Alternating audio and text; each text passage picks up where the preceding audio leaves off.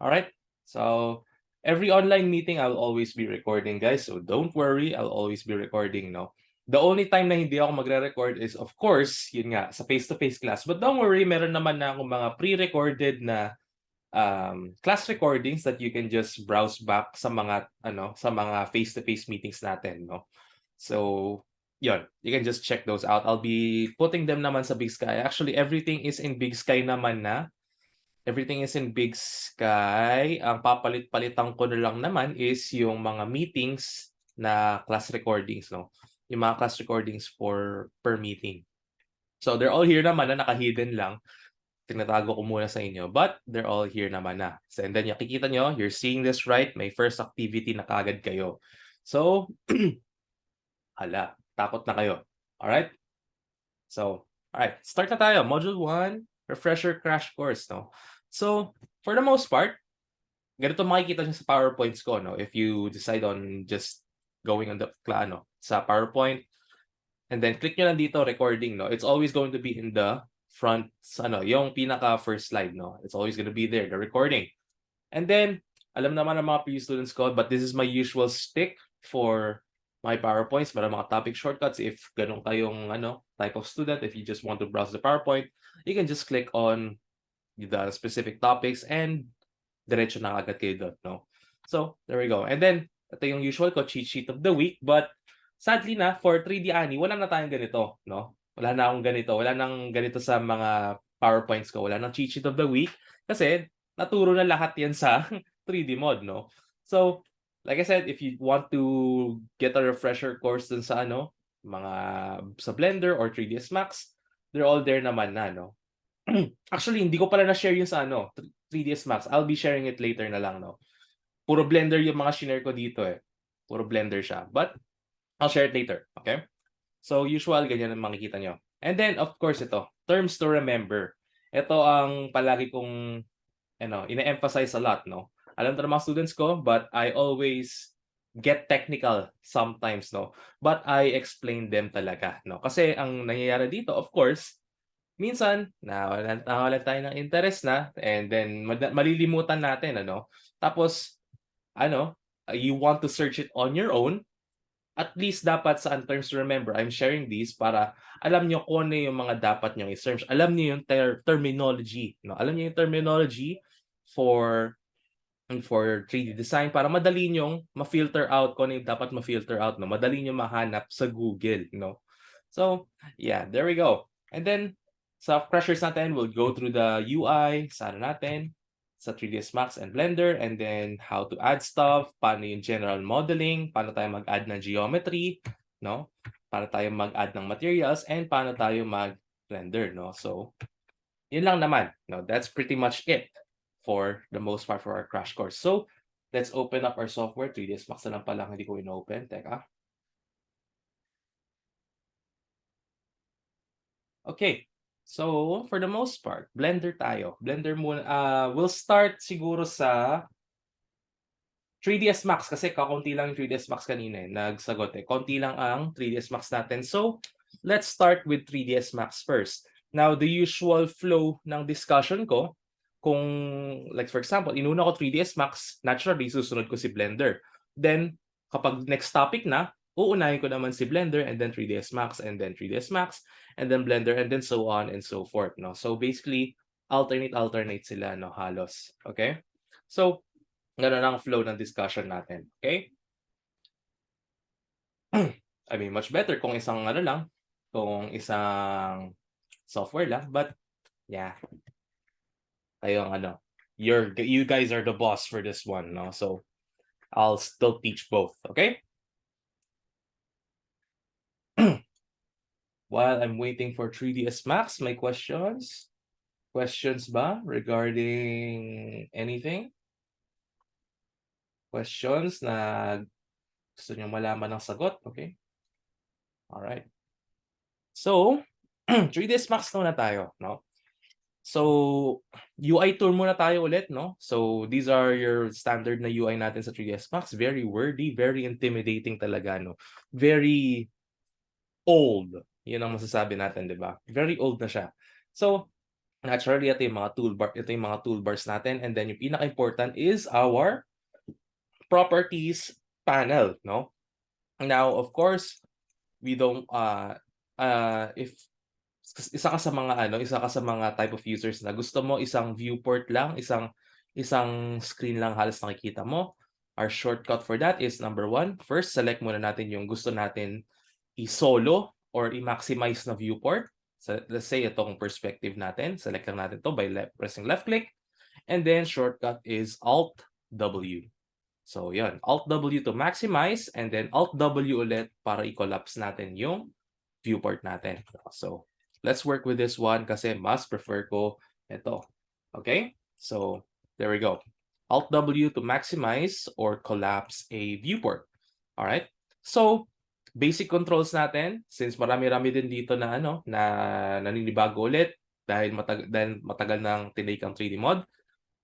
If you have for panning, yung navigation tayo sa 3D scene natin. For panning, just press and hold yung middle mouse button natin. Press and hold middle mouse button to pan around your scene. And then if you press and hold Alt while press and holding yung middle mouse button natin, Alt plus middle mouse is orbiting. No, it orbits around your scene. Okay? Clear tayo doon? Clear tayo doon so far? Alright. So, mainly for navigation, ito dapat ang kailangan yung always tandaan. No? Kasi it's pretty much the most important tool, no, as for a 3D artist is knowing how to navigate your 3D scene. Okay? So now we know how to navigate our 3D scene. Let's add objects, no? For 3ds Max, lahat ng mga objects na kakailanganin nyo, nandito na siya sa Create tab, no? It's all here, no? So you can just select which one that you want to add. For example, sa geometry natin, let's add a normal object, no? So let's add a cube, no? Or a box. So first, select lang natin si box, no? Select natin yung gusto nyo i-add na object. It's going to be here, or yung mga primitives natin. For standard primitives, let's use box, no?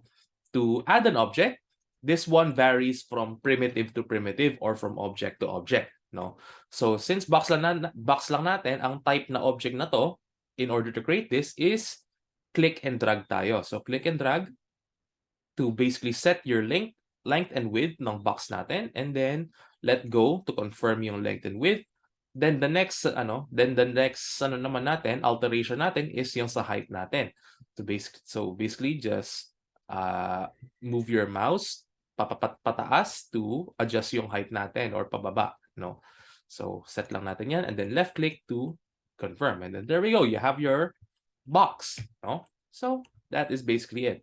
Now basic movement natin is, of course, number 1, select your object, and then press W to move, and then use your axes X, Y, or Z to move your object, no? And then if you hover around this one dito sa middle natin, itong maliit na square natin dito, if you hover on that, and then left click, press and hold left click, you can move it freely depending on your current camera view sa viewport nyo. So yun, there we go. That is basic movement.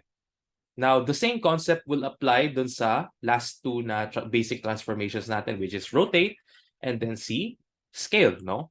So W is to move, di ba? And then if you press E, that's rotation, and then you can rotate it using specific axes. So yan, either X, Y, or Z. And then for scale, you press R, no? So R, if you hover dito sa middle, you can uniformly scale it. And then you can use the axis again to scale it or basically stretch it in a certain axis, no? Now, if you want to have more specific na natin, if you want to have specific measurements sa scale nyo, sa scale, rotate, or axis, you can go here dito sa coordinates natin, no? Or yung data parameters ng object natin, no? So for example, I want this one to move papunta dito sa pinaka-origin point ko. I want it to be mainly centered na, no?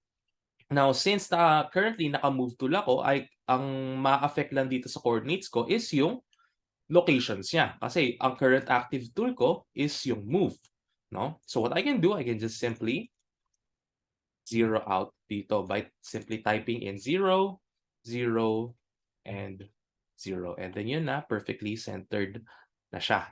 So yun. Those are the basic navigation in 3D space and of course, basic adding of objects and basic transformations. Clear tayo so far? 3ds Max users? Are we clear on that part? Clear tayo? I won't be moving forward until someone says yes. Okay? Yes, sir. Okay, all right. So yun. Okay? Since that's one topic down, lipat tayo to Blender, no? So for Blender, let's clear everything dito. Let's clear everything by sige, wait, on ko lang si screencast. So screencast. Okay. So kita naman dito, no? Kita na di ba malabo? Or masyadong mababa? Kita naman, guys. Kita to? Kita? Kita po, sir. All right. So let's just clear everything. Let's press A to delete. Let's press A to select everything. And then press natin si X to delete. Now, bakit X? Bakit hindi normal na delete, no? So, bakit X, no? So, kapag X, kapag X kasi, we're gonna get this confirmation to delete, no? Now, for the most part, that's pretty much useless, no? That's pretty much useless. But the common practice that you should be having, especially kapag 3D design sa Blender, is make use of X to delete. Kasi there will be cases na you're gonna get another option. Like for example, itong black pop-up na to that says okay para confirm na i-delete ka natin yon. In most cases, kapag 3D design sa Blender, if you press X, if you're gonna be deleting something, you're gonna get another pop-up that has several more options, which we will see later, no? So for now, delete lang muna natin yan, no? Papakita ko rin yan later ulit, no? What I was talking about, okay? So, basic movement or navigation in 3D space, baliktad tayo sa Blender. So, if you press and hold middle mouse, as you can see here, middle mouse, you orbit, no? You orbit your 3D scene. And then if you press and hold shift plus yung middle mouse natin, you pan around, no? So, if you're transitioning to Blender, definitely ito yung dito ka maninibago, no? Maraming maninibago dyan if you're transitioning to Blender. So, there we go. Middle mouse to orbit, shift plus middle mouse to pan around your 3D scene, okay?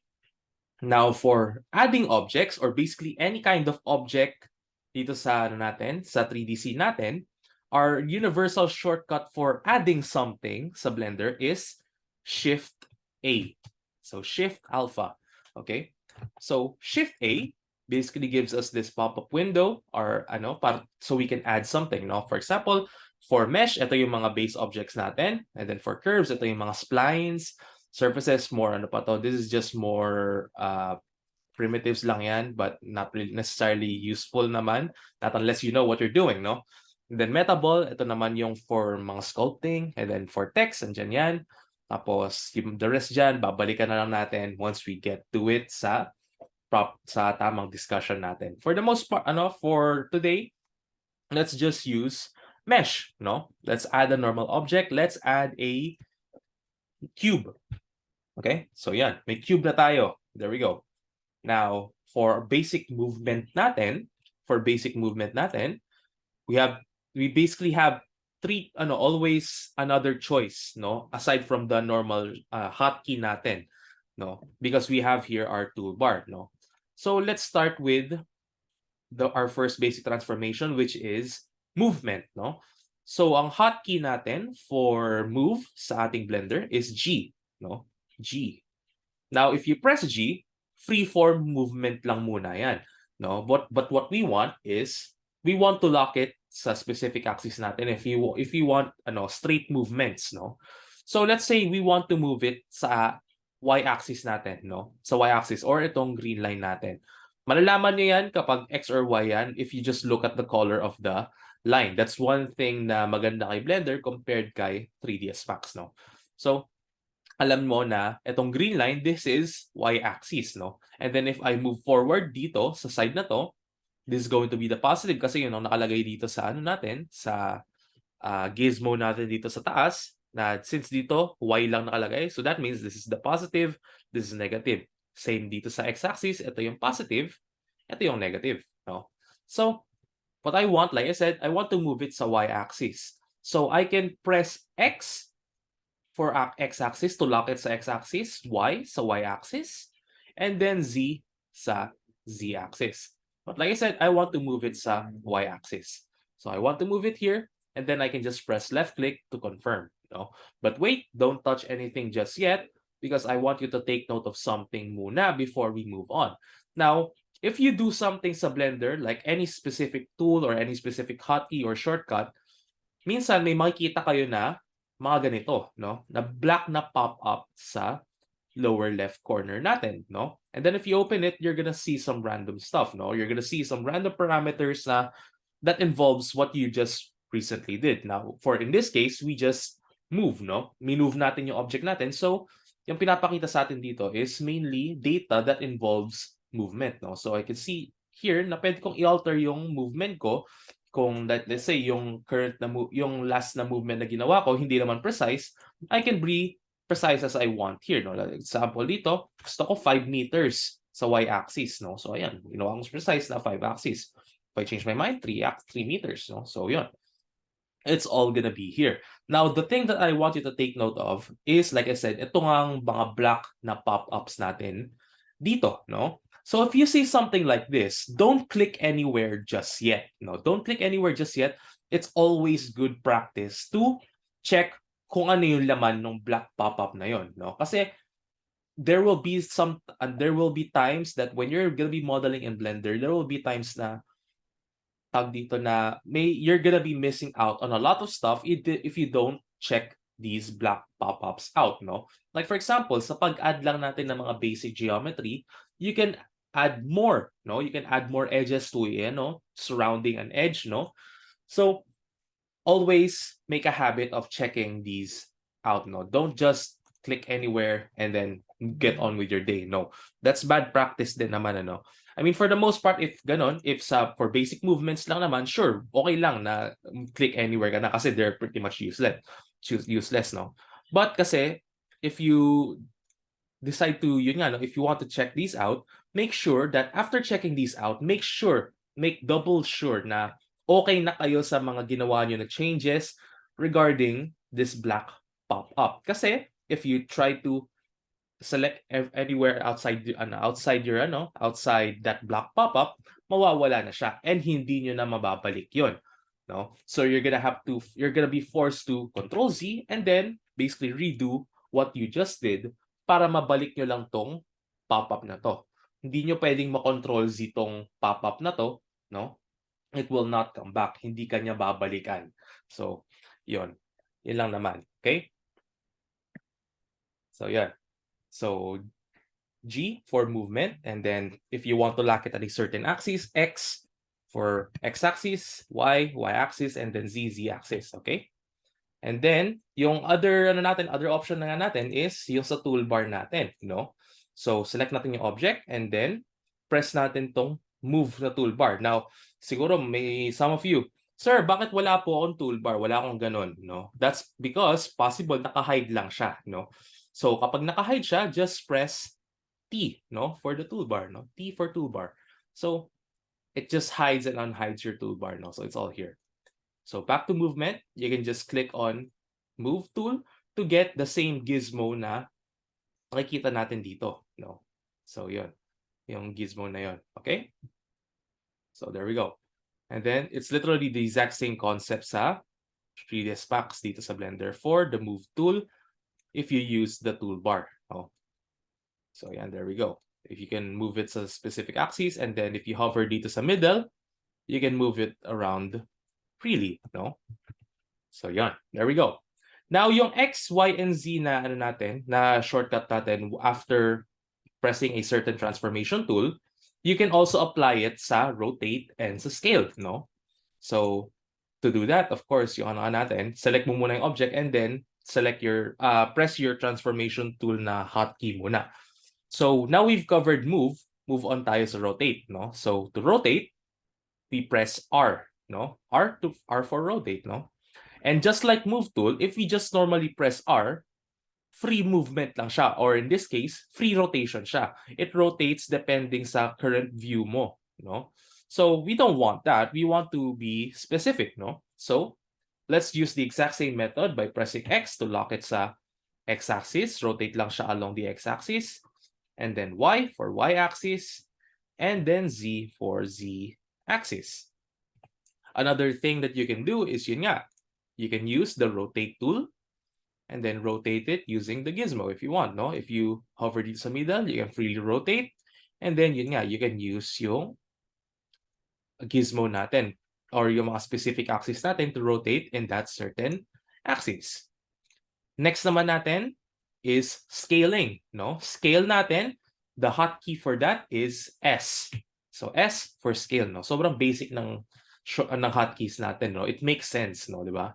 So S for scaling. Now, if you normally press S, uniform ang scaling niya, no? So ang hindi ko na explain siguro what does uniform scaling means. Now, kapag ibig sabihin ng uniform scaling is it maintains the exact same shape ng object natin, it just decreases or increases the scale or the size of an object, no? So it maintains the original shape, just ang iniiba lang dito is yung size lang.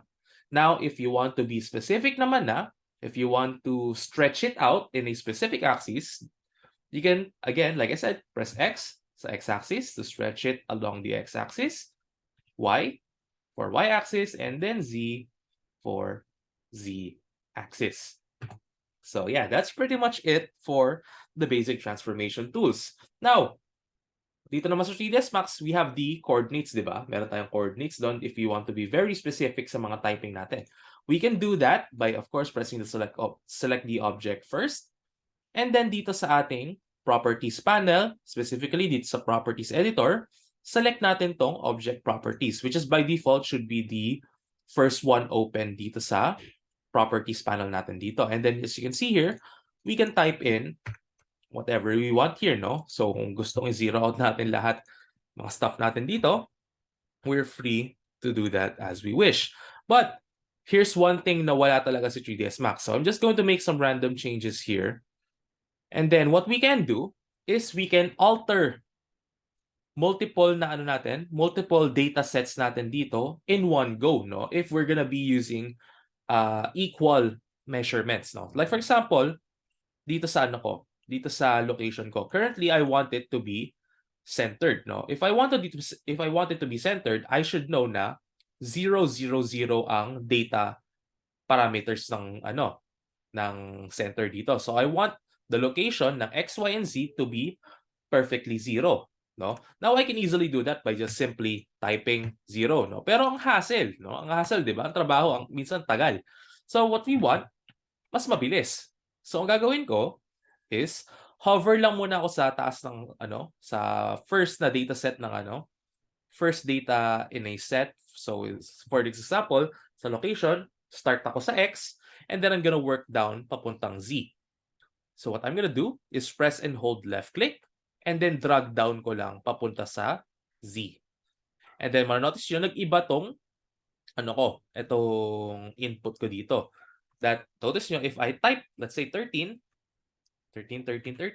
pare-pareho kaagad sila. In one go, change na niya yung data for X, Y, and Z. So, if I, for example, just type in 0, automatic 0 out na agad lahat yun. Kasi, nakaselect silang lahat, it telling Blender that yung kung ano man yung input ko, yun din ang ilalagay niya dun sa mga na-drag down na selections, which is yung Y and Z natin, no? So, yun. Let's say, this one, 5, 5, 5. Ayan, 5 meters, 5 meters. Ayun, nandun siya. And then, same goes with rotation. Let's say, 0 out ulit natin. So, yun. Then, balik natin to sa 0. Ayun.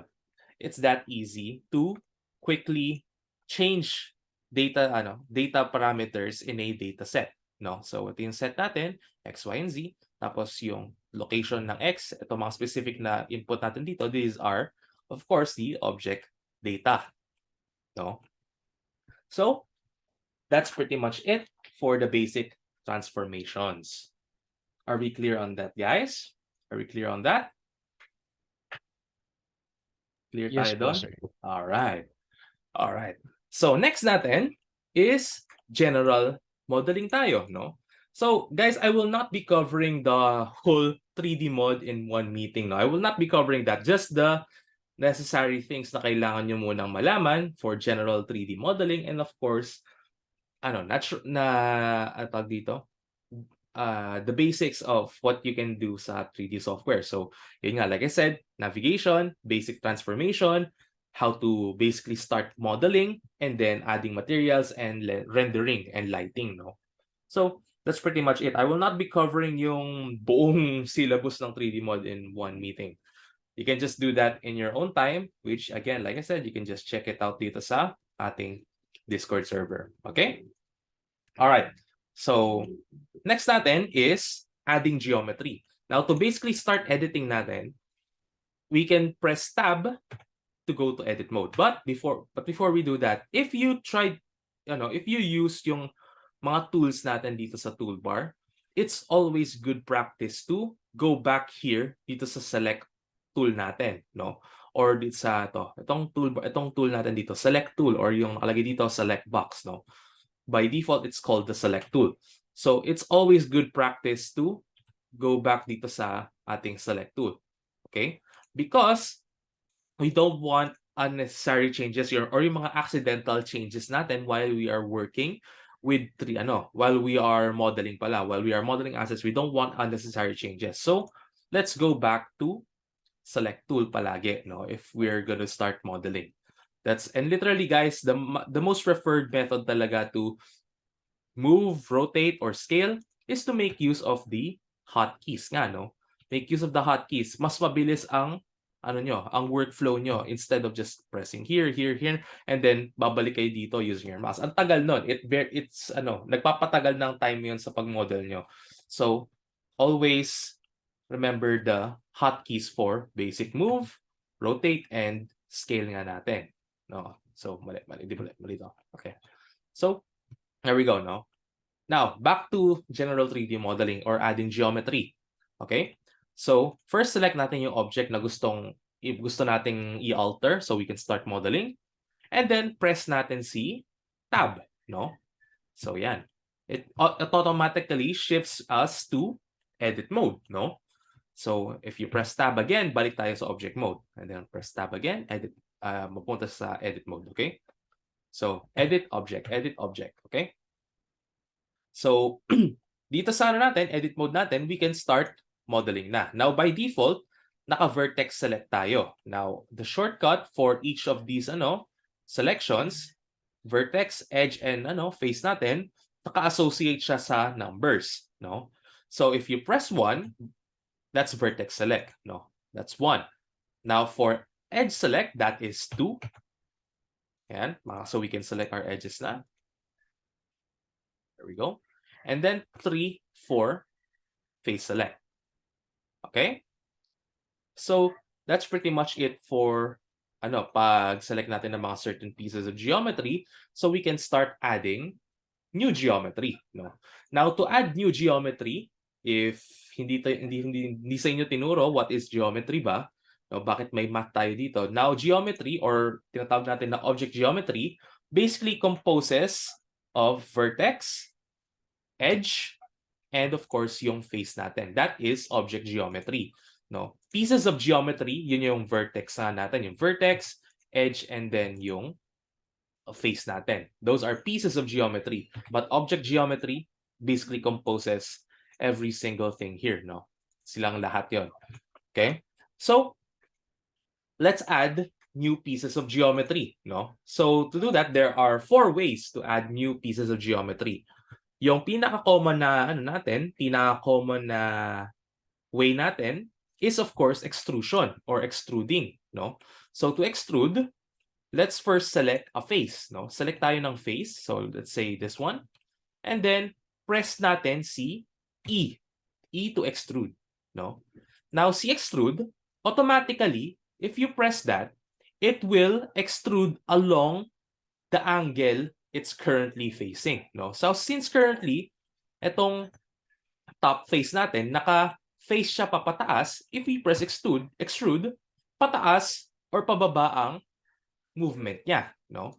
Now, what I say, like sabi ko kanina, it will automatically extrude depending on the angle na kung saan nakaharap tong si face natin. So let's say, let's change our angle for this one, no? Gamitin ko lang si saan ba 'yun? Kalimutan ko na. Saan ba 'yun? Ayun, gamitin natin 'to si shear tool. Ayan. Bigyan ko siya ng konting angle. And then, I'm going to press E again. Okay, but first, since gumamit ako ng toolbar, make sure balik ako dito sa select tool ko. And then select this one again, just make sure. And then press ko lang ulit si E, no? And then if I press E, notice nyo, like I said, no? It will extrude along the angle the face is, kung saan nagfe-face yung current selection natin. No? So, that's what you want to take note of when it comes to extruding. Now, pag extrude natin, hindi lang face ang pwede natin extrude. Pwede rin natin i-extrude si edge, no? So if we press select an edge and then press E natin. Now, unlike face natin, unlike yung face, if we extrude an edge, free-form movement siya, no? So we're gonna be stuck to use the X, Y, and Z na natin, na hotkeys natin to basically extrude it along a certain axis, no? So, and there we go. Now, ang tanong, edge, pwede ba natin pwede ba natin i-extrude? The answer is, yes, we can extrude it. But this one is a case-to-case basis, no? Now, alam mo na yung ginagawa mo sa pag 3D modeling, yes, this is a very useful tool, no? But if you're a complete beginner and yung medyo basic, hanggang basic level pa lang yung current understanding mo sa pag-model ng mga objects, don't do this, no? Stick muna kayo dito with extruding ng mga faces, no? Stick with the basics muna. Okay? Now, our next way of adding a new piece of geometry is insetting. So, insetting only works sa mga faces, no? So, insetting, the most easiest definition for this one, it basically uses your selection, or in this case nga, yung nasabi ko, yung face natin, it basically uses the face as a basis to form a new set of geometry along that face, no? So, medyo complicated yung explanation, but eto, I'll just show it to you, no? To inset, there are two ways, no? But there's you can use both. It's entirely situational, no?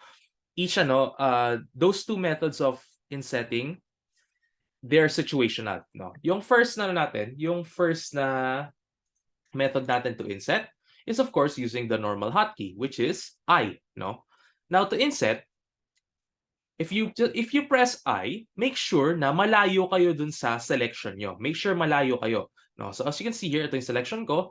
I'm gonna be pressing I while my mouse is hovering outside the selection, no? So I'm going to press I, and then I'm going to drag it slowly towards the selection ko, no? So that's how inset works, no? Kasi if we try to use inset dito, naka-hover tayo dito sa selection natin, very minimal space yung natin na pwede magawa. Ayan, no? For example, ganyan, no? Nagloloko siya ng ganyan. So something ganyan, naka-inset ako, but ayaw niya mag-inset, no? So make sure malayo-layo kayo sa selection nyo before you inset, okay? Now, for something like this, that's fine, no? It still use the exact same geometry, but let's try to use other ones, no? So let's try this one. Okay, to. Ito na lang. Maybe this one. Okay, ayan. So you'll notice here, hindi naman masyadong uniform yung pagka-inset niya dito, no? Same goes for this one. Nai-stretch siya konti, So notice nyo, this one is much more leaner to natin, much wider siya compared dito sa mga other size natin dito. Now, for something like this, no? Kapag hindi uniform yung pag-inset niya, dito na papasok si second method natin. Si second method natin ng inset. To do that, for the second method of insetting, we're gonna be using extrude, no? Extrude ang gagamitin natin. Now, the only difference, so try natin, no? So select natin yung face and then press natin si E to extrude. The only difference here ang gusto natin is inset natin, no? So, hindi natin gagalawin tong si extrude natin dito. We're just going, after pressing E to extrude, press lang natin si escape, no? Press lang natin si escape para nagkaroon lang tayo ng overlapping na geometry, no? So basically, these are two faces, no? Lang sila, nagpatong lang. So after that, after natin ma-extrude, don't select anything just yet. Don't select anything. Diretso tayo pupunta sa scale, no? So press kagad natin si S. Ayan. Much more uniform na yan. Now dito, talagang perfectly uniform itong ano natin dito. Itong ano natin dito, itong inset natin dito. As you can see here, perfectly uniform siya, no? So, very situational talaga ang paggamit natin ng dalawang method natin dito ng insetting, no? Very situational, no? It's going to be completely up to you kung anong gusto mong gamitin doon, but like I said, it's completely situational. If you want uniform insets, no? If you want uniform, I would highly suggest you use the extrude method. But kung gusto mo lang mag-add talaga ng geometry and then adjust mo lang naman, you can just use yung I, no? Or yung original method natin ng insetting by using the hotkey. Okay? And then next natin, third way natin to add a piece of geometry is beveling, no? Now, beveling natin is actually fairly easy, no? Now, ang pag-bevel natin, it only works dito sa ating edges, no? So, bevel basically adds geometry or basically adds more edges dun sa dun sa selected edge natin, no? It adds more edges, no? It adds surrounding edges pala dun sa selected edge natin, no? So let's say, let's use this one. Let's use this edge natin dito. So mangyayari, if we try to add a bevel here, ang mangyayari dyan, mafa-flat to. Mafa-flat yan, or basically mai-smoothen out yan, ano? So let's try and do that. So first, select your edge, and then to bevel, press Ctrl B, no? Control B for bevel, no? Now this one, unlike inset, this one you want it to be as close as possible dun sa selection natin, no? So Control B and then drag palayo lang. So yan. That's how you bevel, no? So that's how you bevel. There we go. Now, ito na yung sinasabi ko, no? Yung black pop-up natin kanina, di ba? So as we bevel, notice natin, no? By default, very flat siya. But we want it to be more curved, no? So to do that, pwede natin lagdagan ng segments, no? Or like, let's say, nagbago isip natin, gusto ko medyo mas maliit pa yung bevel ko, no? So you can easily change stuff here dito sa ating black na pop-up window. So like I said, always take into account tong black na pop-up natin. Always check it first before clicking anywhere on the scene, no? Lalo na if you're gonna be using very specific tools. Like for example, itong bevel nga natin, no? So always double check these if wala namang if sa tingin nyo meron kayong magagawa pa dito, no? So yan, there we go. That's how you bevel. Now naturally, for something like this, no, you don't want to bevel one edge, no? This is very bad practice because you're gonna get n-gons, no? Magkakaroon kayo ng n-gons dyan. So ano ba yung n-gons, no? N-gons are basically 5 or more sided na polygons, no? So as you can see here, multiple edges na to, no? Or multiple sides na siya. So that's 1, 2, 3, 4, 5, and so on. No? Madami na siya.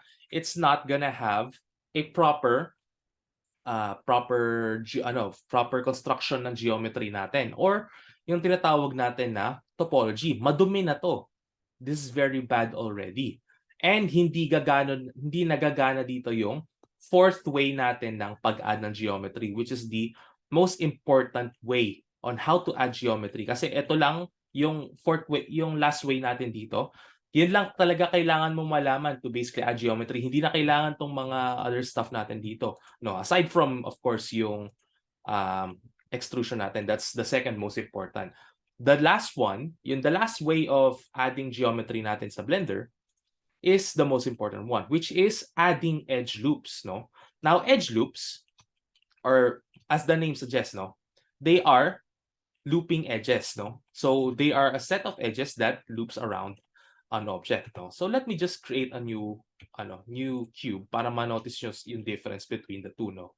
So I'm just gonna create another cube. Bumalik na ako to object mode again, guys, no? So I just press tab again to go back to object mode, and then shift A, punta ako sa mesh, gawa ko ng cube, no? Now, alam ko this is a perfect topology. Perfect topology yung cube natin dito kasi they're all 4 sides lang naman eh. Each face has 4 sides. So let's add an edge loop, no? So to add an edge loop, it doesn't matter kung anong selection yung currently gamit mo. It doesn't really matter. So shortcut natin to add an edge loop is Ctrl R. So if you press Ctrl R, magkakaroon tayo ng highlight dito ng edge loop. Now, if you're seeing a full loop like this one, that's good, no? That's a good sign na malinis yung topology mo, no? So always look out for signs of an edge loop, no? Kapag nag-Control R kayo. If it's getting a full loop, that's good. If it's not, well, that's bad, no? So let's add an edge loop, no? Let's add a loop down the middle. Now, what we can do a lot of things here before we can actually add this edge loop. Number one, of course, we can just press left click and then yun nga, i-slide na natin tong edge loop kung saan natin gustong ilagay. Or pwede natin dagdagan yung edge loops natin in one go, no? So I'm gonna press Ctrl R again, and then what I can do is I can use my scroll wheel to increase or decrease yung number of edge loops natin na pwedeng ilagay natin dito sa object natin, no? So that's what you can do. But normally, I wouldn't highly suggest that. Not unless nag-add ka lang talaga ng maraming geometry, no? If you're gonna be just standard modeling lang naman kayo, work one edge loop at a time, no? So for example, yun nga, like I said dito, press lang left click, and then I can move it here. But for basic purposes, what I want, this one, dito sa sa edge loop ko dito, I want dito lang siya sa gitna, no? But since nag-left click na ako and nag-start na ako to move, I can't exactly just place it somewhere dito sa middle, no? Hindi siya precise, no? I want it to be perfectly down the middle. Now, since wala naman existing edge loops before dito, I can just press escape to let it go back to its original position, no? Kung saan siya originally naka-highlight, no? So yan, nandito siya originally naka-highlight, no? It will always be at the center of a face, no? So yan. And then press escape. Yan. Nandun na siya sa original location niya.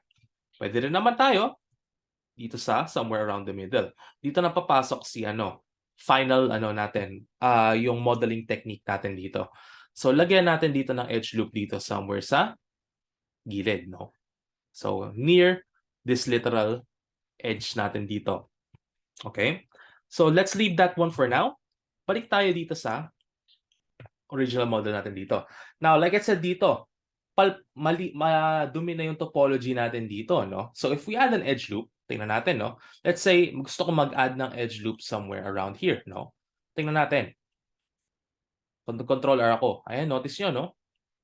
I press Control R, pero hindi siya nagfo-form ng loop. Bakit? No? So yan, lagyan ng control loop, ng edge loop. Now dito, okay lang to kasi lahat puro 4 sides. So it passes through here, mag-pass through here siya, but it ended here. No? It ended here, tapos nag-end din siya doon. Bakit? No, like I said, may end-gon tayo, no? Nasaan yung end-gon dito? It looks like 4-sided naman siya, but it's not, no? Look at it, no? We have 1, 2, 3, 4, and then 5. That's 5 edges. That's an end-gon. So, hindi nag-pass through yung edge loop natin dito. Walang nalagay na edge kasi end-gon siya. But if we work here, dito, pwede siya. Kasi 4-sideds pa rin naman to. 4-sideds to, no? So 1, 2, 3, 4, 1, 2, 3, 4, 1, 2, 3, 4, 1, 2, 3, 4. No? So dito siya naliligaw. Same goes for this one, no? Like I said kanina, ito yung binigay ko ng example kanina. This is an end-gon, no? Ang dami dito. So, imposible talaga tayong maglagay ng edge loop tayo dito. So, ang mangyayari for something like this, if we want this one to be connected pa rin, dito na papasok si retopology or si knife tool, no? So si knife tool basically lets us add edges wherever we want, no? This one definitely very useful siya, pero you still have a lot of adjusting to do, no? Now, we can just simply connect this one by simply clicking on that and then connect natin siya dito. Now, that's a perfect edge loop na, no? But the problem here is, no? Okay, so okay na yung knife tool natin dito. Press lang natin enter to confirm, no? Now, ang problem natin dito, this one, resolve na yung issue natin dito. Resolve na yung issue natin dito. This one can be a perfect loop. Hindi pa pala. Ito pa pala. Let's use this one. So, press ulit natin si K. I forgot to mention yung hotkey for knife. K for knife tool, no? Connectin natin to. Okay, then right-click to exit out of that knife selection, and then press enter. Okay? So again, K, and then add ka ng edge. Let's say tapos ka na sa paggawa ng mga edge mo. Press right-click to confirm yung natin, yung knife natin, and then press lang natin enter to confirm. Now, I'm not gonna do that, no? Kasi pangit na yun. Okay, back to here, no? Back to retopology. Now, dito, this one, okay na siya, no? Okay na to, okay na to, okay na to. This one's okay too. Okay, okay, okay, okay, okay, okay, okay, okay. So lahat yon, this one should be all good. So if I press Ctrl R, ayan, perfect loop na siya. Notice nyo, no? Ctrl R, ayan, perfect loop na siya. It's getting a perfect loop, no? So retopology, that's a very very complex na yan. I'm not expecting you guys to fully master this one. Kahit ako matagal kong master ang topology, no? So the lesson that I want you guys to remember for topology is always try to maintain four-sided polygons all throughout your scene, either four sides or three sides, no? Only one of the kind, no? Hindi siya pwedeng mag-mix. Now, technically, yes, pwede naman siya mag-mix, but those are for very complex objects na, no? For a beginner, I wouldn't highly suggest that, no? I would highly suggest that you maintain your topology to always have four sides. That's the most beginner-friendly level ng natin, ng 3D design natin. Maintain your object geometry or maintain your polygons to always have four sides or yung tinatawag nga natin na quad topology. Okay? So yon, that's pretty much it for that one. For the 4 ways of adding new pieces of geometry sa Blender. Clear tayo doon? Are we clear on that, guys? Are we clear on that? Yes, sir. All right. Let's move on to Blender. Okay. So sa Blender, sa 3ds Max, I'm not gonna be full explaining again. I'll just move dun sa same pace natin, no? So inuna ko si Extrude, and then si Inset, and then si Bevel, and then lastly si Edge Loop, okay? So let's delete this one, and then add ulit tayo ng bagong box, no? So bagong box, and then alter ko lang konti yung parameters niya dito. Alright. And then we're good, no? And siguro move ko na rin to sa center. So 0, 0. Okay? Now, always the good practice natin sa 3ds Max if you're gonna be modeling is you want to see the object geometry, no? So, or yung tinatawag natin sa 3ds Max na edge faces. Now, to do that, press natin si F4, no? F4, fantastic 4, okay? So if I press F4, makikita na natin yung object geometry natin. So this is what we currently have, no? This is just a basic cube, okay? Now to start modeling, select natin yung object, and then right-click natin, and then we're gonna convert this one to an editable poly, no?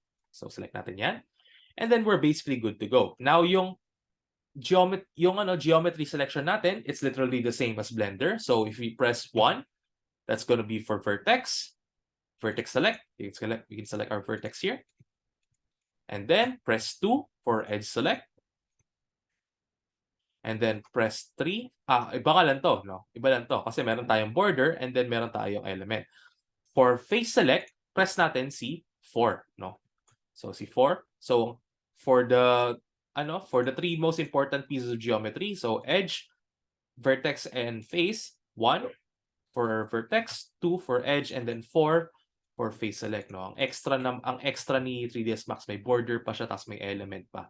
So, ang extra niya. But it's there, no? So, this one, pinaka-important nyo lang na kailangan nyo tandaan is 1, 2, and 4. Okay? So, start tayo sa pinaka-una, extruding, no? Now, unlike sa Blender, wala tayong shortcut for extruding dito. We have two ways, no? The closest thing to a shortcut dito is yung first method natin. So, you press Shift, and then, i-move natin siya at an axis, no? So, i-move natin siya papunta sa Z-axis, no? So, press and hold Shift tayo, and then, move lang natin siya papataas to extrude, no? So, Shift plus move natin siya sa papunta sa certain axis, no? We can move it dito sa x-axis din kung gusto nyo, but that's not entirely good, no? Pwede rin natin gamitin freeform movement, no? So that's the most common method of extruding an object dito sa 3ds Max, if you press and hold Shift. Now, pwede rin naman dito sa extrude natin, no? Sa extrude natin, dito sa Edit Polygons, tabi ng extrude, meron tayong settings, no? So, click natin yan. Ayan. And then as you can see here, pwede natin precise na extruding natin. And it will work exactly the same dun sa Blender natin. It will extrude kung anong angle nung natin. It will extrude depending on the angle of the current selection. Okay? Now, ang tanong, edges, pwede ba natin extrude? Sadly, no. Sadly, no. Try natin naman sa plane. Pwede ba natin kaya dito sa plane? Tingnan natin, no? Bawasan lang natin yung segments natin. Ang tanong, dito sa plane, pwede kaya? So, try natin. Convert natin to Editable Poly. Select natin yung edge, and then extrude natin. It worked. Now, the question is, bakit? The answer is, I have no idea, no? I have no idea. Magulo tong sa 3ds Max. Kasi, in a sense, guys, this is already just a bunch of planes grouped together, no? So it doesn't make sense for this one, for yung edge natin, cannot be extruded, no? It doesn't make sense, di ba? So, the only way to extrude, ganyan lang siya, no? Ang weird niya, di ba? So, it doesn't make sense. No, it doesn't make sense. So, there we go. That's one thing that you should take note of lang. You can't, kapag normal na base objects, you can't extrude the edges, pero kapag plane, pwede, no? So, it's weird. Now, Vertex, ganun din. You can't extrude them. You can't extrude them. Same goes din sa dito sa plane natin. Kasi if we try to do that, kino-clone lang niya, no? That's not good, no? So, X lang natin yan. We don't want to do that, okay? So, there we go. That is extrude, okay? Next natin, si Inset, no? Now, si Inset, dito sa ating 3ds Max, pwede rin natin gawin din yung tawag dito. Same concept sa ating sa Blender, no? Yung two methods natin, we can just do inset normally, or we can use extrude and then scale to uniformly scale. Now, the only difference dito sa sa Blender 3ds Max when it comes to inset, always uniform naman ang scaling ni 3ds Max, no? So to do that, select natin si face, and then dito sa Edit Polygons, punta tayo sa Inset. Now, dito sa Inset, we're not gonna click on this one. We're gonna click on Settings so we can be more accurate. So, tabi ng Inset, yung settings niya. Now, so let's do that. And as you can see here, uniform kagad yung uniform ang pag-inset niya, no? And then you can just increase or decrease if you want, no? So, yan, there we go. And then click lang natin tong si OK, itong checkmark natin, to finish our insetting. Okay. So, that's pretty much good na. Now, to yung yung extrude method natin, again, same concept lang naman siya, no? But only this time, instead na ganun lang gagamitin natin, itong thing natin na ganito, we're gonna be using this one, no? We're gonna be using the extrude button natin dito. So, select lang natin settings, and only this time, zero out lang natin yung extrusion natin. Zero out lang natin sa extrusion, and then, click lang natin OK. And then, scale down lang natin. Oh. So it's literally the exact same thing, no? It's the exact same thing. So if you want to be extra, sure, go ahead, do that, no? Pero sa case ni 3ds Max, normal inset is already fine, no? It's already fine. If you want to have it stretched out, you can just scale them naman. You can just scale them. It doesn't really matter, no? So there you go. That's how you inset. Okay? So, after inset, ano ba yung sinunod natin? Bevel, no? Bevel. Okay. Si Bevel, dito sa 3ds Max, magulo siya. Magulo si Blender. Kasi, there are two kinds. No? There are two kinds of bevel dito. Yung isa, hindi naman na kailangan dapat nag-exist sa 3ds Max, but it's there, no? So as you can see here, meron na tayong bevel. No? Meron tayong bevel dito. So, select tayo ng edge, no? Select tayo ng edge. And then let's try to bevel. But as you can notice here, nawawala si bevel. No? Pero pag bumalik tayo sa face select, and then select a face, nandun siya. Nandun si bevel, no? So it doesn't make sense, di ba? So bakit ganon? Bevel only works sa mga edges natin. But this one, may separate na bevel function tayo, no? So let's do that, no? So select natin yung settings sa tabi ni bevel. And then as you can see here, yan na yung bevel natin. It doesn't make sense, di ba? It doesn't make sense because in a basic sense, this is literally just extrude. Ayan, kapag zinero out natin yan, parang nag-extrude lang tayo, di ba? Binigyan lang natin siya ng angle. No? It doesn't make sense. So, this shouldn't really exist, no? Because it's absolutely worthless. Kasi, ang pwede naman natin gawin, mas mabilis kaysa kung itadrag pa natin yung mouse natin dito papunta sa properties panel, tapos scroll down natin, hanap-hanapin natin, ang time wasting. But if we just extrude that and then scale down, ang bilis, di ba? Mas mabilis, di ba? So, it doesn't make sense that this one exists. Now, yung original na function ni Blender nga natin, yung ni bevel natin, like for example, dito sa Blender natin, yung original bevel talaga is locked behind dito sa edge natin. Nandito siya sa edge, no? So, sa edge natin, nandito siya. Si chamfer, no? Si chamfer. Yan si bevel, no? Yan yung original bevel natin. So, let's select an edge. And then, select natin yung settings, tabi ni chamfer. Nagkagano siya. Ayan, no? Notice nyo, ayan.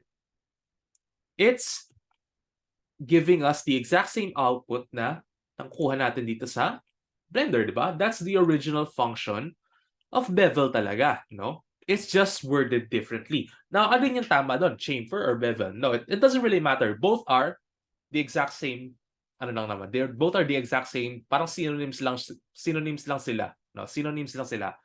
So, there we go. Yan si bevel. No? That's how bevel should work. Yung other bevel doon using a face, that doesn't make any sense, no? So, it's just there if you want to use it, no? But really, there's a much more faster method of doing that kind, no? Doing that kind of output. So, yeah, there we go. That is beveling, quote-unquote beveling sa 3ds Max, no? So, yan. There we go. So, lastly natin is si edge loop, no? Si edge loop. Okay, so si edge loop, meron tayong shortcut dyan, no? So, for 3ds Max, to add an edge loop, we press Alt-1. Alt-1. So, yan. Now, unlike Blender, it always locks kagad sa pinaka-center ng isang face, no? But it literally has the exact same function. Nakikita natin yung buong loop natin, no? Kahit nandun sa likod, nakikita natin, no? So, it's good, no? It's good to see that if you are having a full loop, that means your topology is clean. But notice that if I slide here, wala na tayong loop, no? Putol na siya. Pero pag dito, okay pa. So, ito lang yung problem, no? So, let's add an edge loop here. And then, add tayo ng edge loop dito. So, left-click lang. Left-click. Now, to finish adding edge loops, right-click lang tayo. Right-click. And then, yun na. Tapos na tayo. Disabled na si edge loop natin. Disabled na si adding edge loop natin.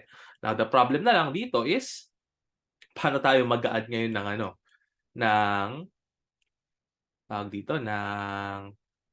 edge loop dito, no? So, let's actually delete this one. Dito tayo mag-add ng edge loop dito sa gilid para mas madali natin makuha, no? And then dito tayo. Okay, right-click. So, now we have two edge loops here, no? Two edges here, no? So, what we want, gusto natin i-connect each other. So, we're gonna be using a knife tool, no? But specifically, ang tawag natin sa 3ds Max is C-cut, no? Now, C-cut, only available lang siya dito sa ating edges, no? So, sa edge select tayo. And then, under Edit Geometry, no? Scroll down tayo. Under Edit Geometry, select natin tong si Cut, no? Now, yan, si Cut. Now, ito lang yung problem natin kay 3ds Max. Hindi nag-enable yung snapping natin, no? So, we have to match it. Pero meron tayong snapping, no? So, before we use Cut, on natin si Snap, no? Si geometry snap natin. So, to enable that, press natin si S. S for snap. Okay? So, ayan, nagkakaroon tayo ng mga dyan tayo, para snap na toggle natin. But we want it to be specific. We want the snap to be vertex to vertex lang, no?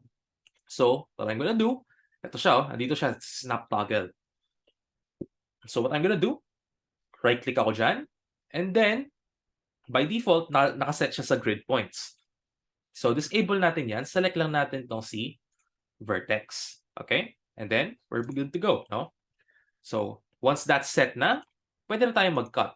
So, what I'm gonna do, select ko tong cut, and then, start cutting na ako. Ayan, notice nyo, nag-highlight na siya dito sa vertex natin. Mag-automatic siya mag-i-snap doon sa vertex natin. So, select natin dito, left-click, and then, connect lang natin dito. Basically, connect the dots. And then, yun.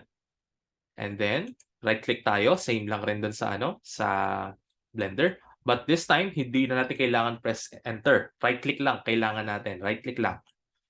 So, do that. Lagyan dito. Dito naman. And then, dito. And then, right-click. And then, yun na. We have an edge loop. No? So, now, dito sa taas natin, sa top portion natin, it's still broken. Pero dito naman sa baba, perfect edge loop na siya. No? So, that is retopologizing sa 3ds Max, adding new pieces of geometry. Okay? That's basically it. Clear tayo dun, guys? Clear ba tayo so far? Crash course, talagang mabilis to, guys, eh. Mabilis lang. So, I'm trying to be as slow as possible. I'm trying to be as slow as possible. But, like I said, this is a crash course, so talagang naturally, mabilis talaga to. Okay? Clear tayo dun, guys? Clear na everything? Ano na lang tayo? Last three topics. Okay. So, last three na tayo.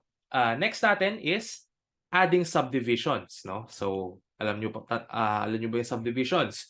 So, subdivision modeling or subdivision surface modeling is basically adds more geometry din sa object natin. Now, the only difference lang is adding a subdivision modifier not only adds geometry but also smoothens out the object using the object's geometry, no? So medyo complex siyang pakinggan, but okay, example, no? So let's use a box again. Tingnan niyo mangyayari dito sa box if I try to add a subdivision modifier, no? So select ko tong box and then punta ako dito sa modify tab ko, and then sa modifier list add ako ng open subdiv or Turbosmooth. Either works fine naman, you can use both. So I'm just gonna use open subdiv. Okay, so see what happened dito sa box natin, no? From a box, naging ganyan siya, no? So ano nangyayari? Dagdagan natin iterations, tingnan natin ano nangyayari. So yan, no? Nagiging sphere-like siya, bumibilog siya, no? Gawin natin siyang perfect na square para maging perfect sphere siya. Ayan. Notice nyo, ayan, no? From cube, naging ganito siya. Naging sphere siya. No? So, tingnan natin kung ano nangyayari, no? So, tanggalin ko lang si isoline display. Ayan, no? See what happens. Currently, ganyan siya, di ba? Puro four-sided polygons lang siya. But, nung sinubdivide natin, it's still technically using the exact same topology ng box natin kasi you can still make out yung features ng box natin. Kasi ayan, no? Ito yung original four-side natin, yung front face natin. Ayan, no? Ito naman yung right, yung back, and then yung top, no? Notice nyo, it still has a, sort of square-like form dito sa geometry natin, no? Yung shape niya dito, it still has that square look to it, no? So it's using the original object's geometry, and then sinasubdivide lang niya. Dinadagdagan niya yung mga geometry or yung mga faces ng original object and then basically smoothens it out using said geometry, no? So that is basically it. That's basically how subdivision works, no? So, and then, pwede natin, sa box natin, we can add an edit poly. Add tayo ng edit poly. So, kung gusto nyo gawin, let's say, ganito siya. Pwede natin gawin. Lagyan natin sa isoline display. Ito si edit poly. Add tayo ng subdivision dito. Nagkakaroon tayo ng ganyan, di ba? So, yan. Dadagdagan siya ng dadagdagan. There we go. That's how subdivision works. Now, there's another style of modeling din, ano? So, tanggalin muna natin tong, never mind, Ctrl Z. Tanggalin muna natin to. So, right-click. Tanggalin natin yung mga modifiers natin. So, right-click, delete, right-click, delete. Okay, so let's convert this one to an editable poly. And then, mag-a-add tayo ng edge loops. No? So, let's add an edge loop. And then, yung edge loop natin, we're gonna put it near here dito sa mga literal edges natin. Because what I want to do here is I want to maintain yung shape ng ano natin, yung shape ng cube natin, but I still want to have a very smooth or ano natin, very curved out yung ano natin, yung mga edges natin. No? So I wanted to have a more realistic look to it. No? So see what happens here. Alam naman natin na if I just add a normal subdivision here, magiging sphere to. But see what happens if nalagay ako ng edge loop dito sa gilid and then add ako ng subdivision. And then dagdagan ko lang yung iterations. See what happens here, no? Naging flat siya. Nagkaroon siya ng flat na surface dito. Bakit? Kasi pinipigilan niya dito, itong edge loop na to, pinipigilan niya yung pag fully curve out niya with the rest of the object.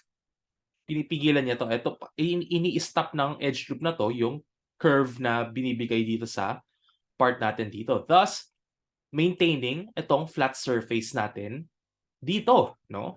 So, no, with that in mind, ibig sabihin, if we want to have this one maintain its original shape, no? Its original cube look, kailangan lahat ng mga edges natin dito, meron tayong mga edge loops or yung tinatawag natin na supporting edges, no? Kailangan meron tayong edges na magsusupport dun sa literal edges ng object natin to have it maintain its original form after subdivision.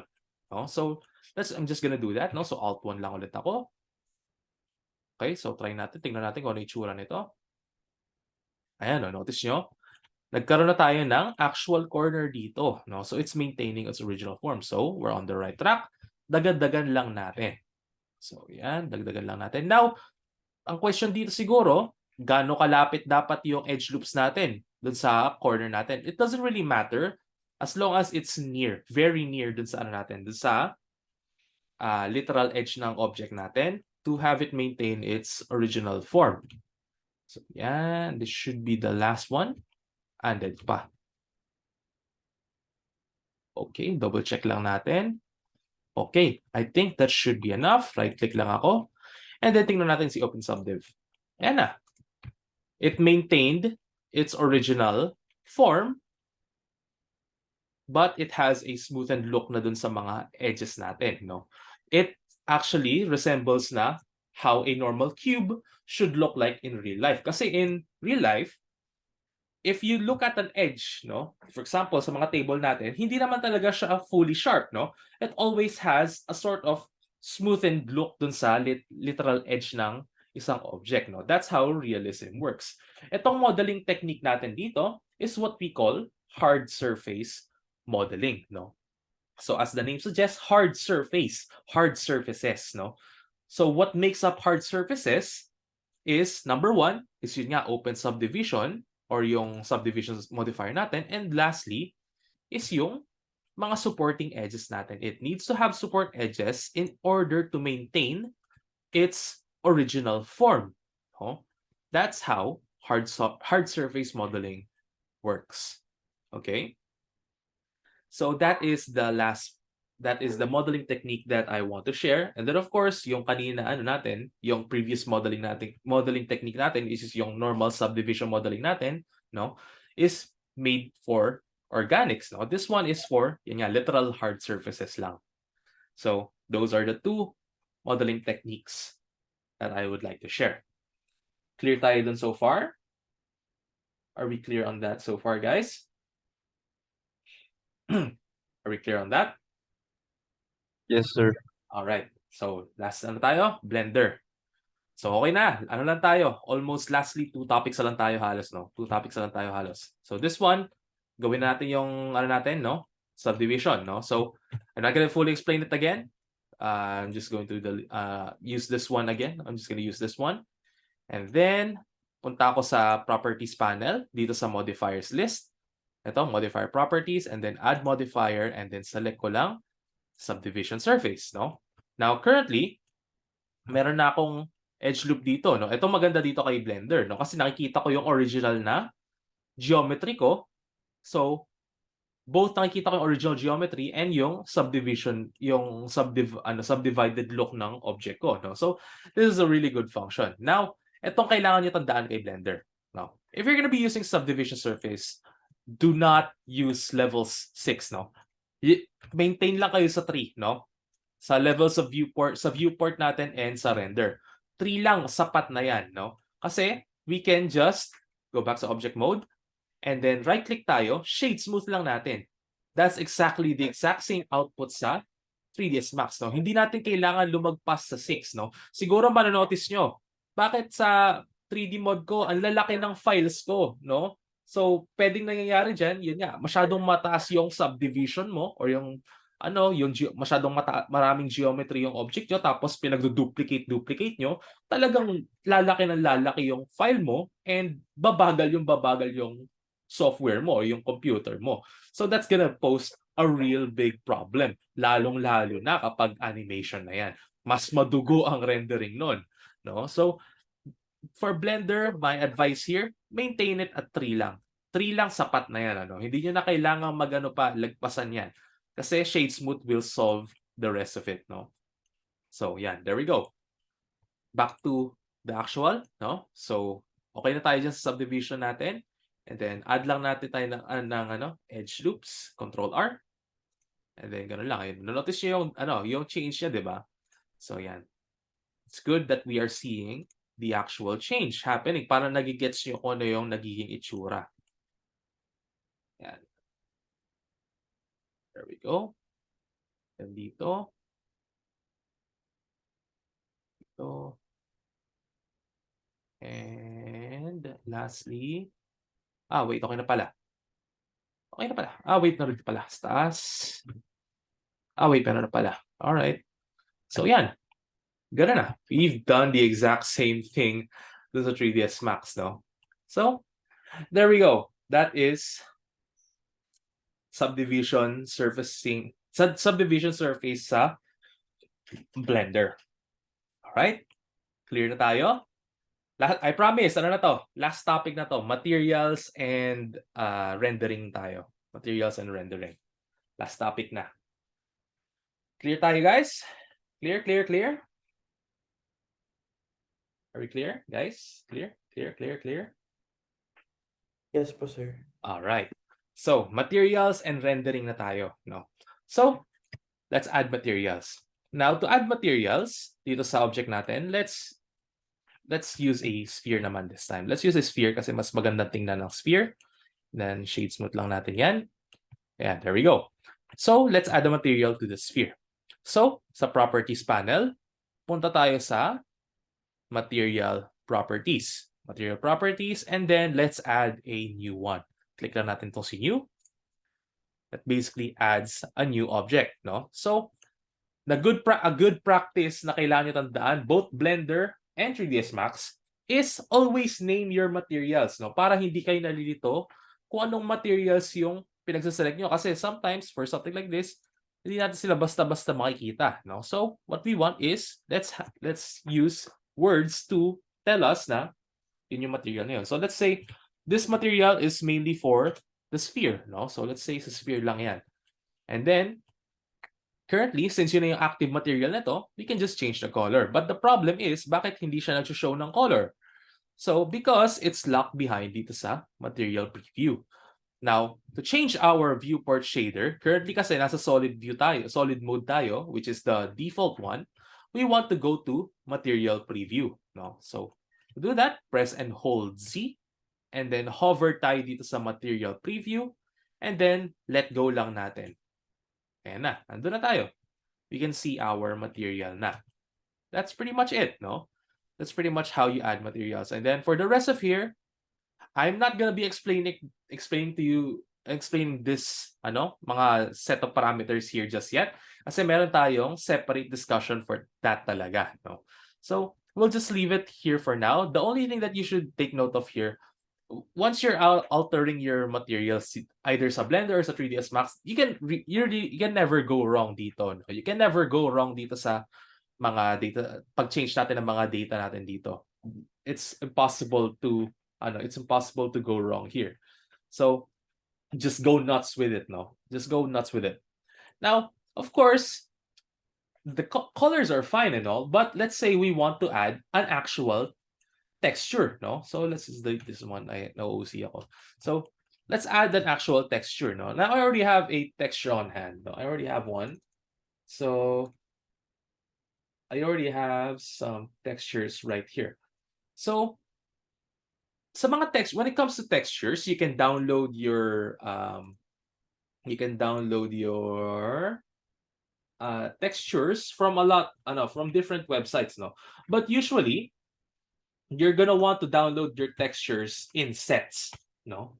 You're gonna want to download your textures in sets. No, my personal recommendation is this one right here, no? Polyhaven, no? Siguro share naman na sa inyo to, no?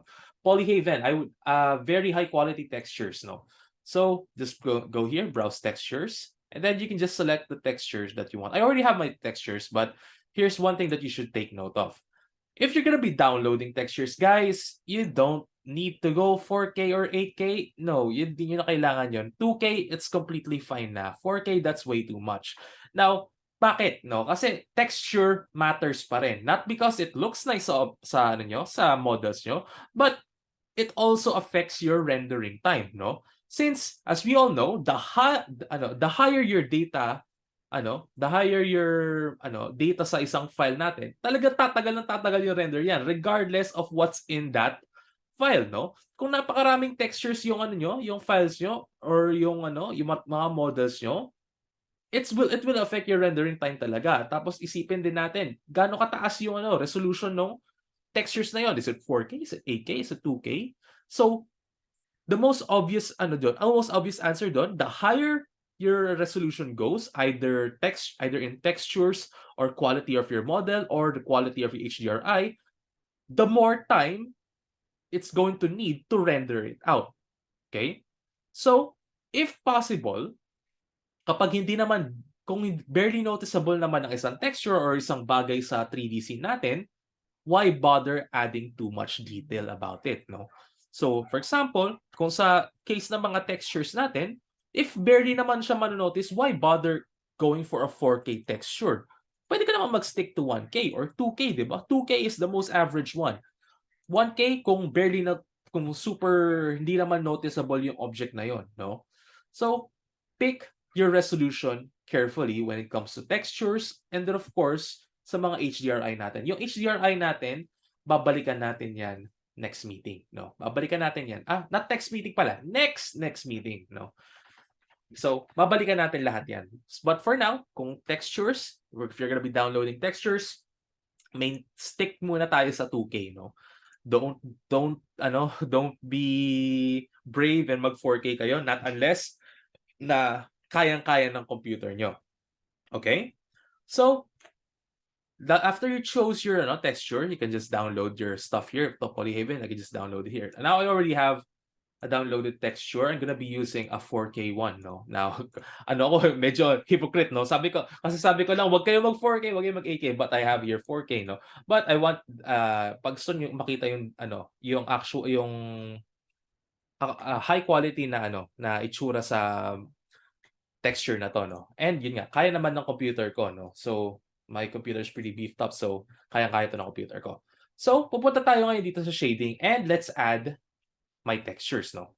So, once you downloaded your textures, before we add our textures, no, one thing na maganda dito kay Blender, we can automatically import those textures without having the need to normally plug it in dun sa mga stuff natin dito, no? So we're gonna do that muna. No, we're gonna do that muna. Babalikan na lang natin ulit yung yung manually natin ng pag-add ng mga inputs dito, no?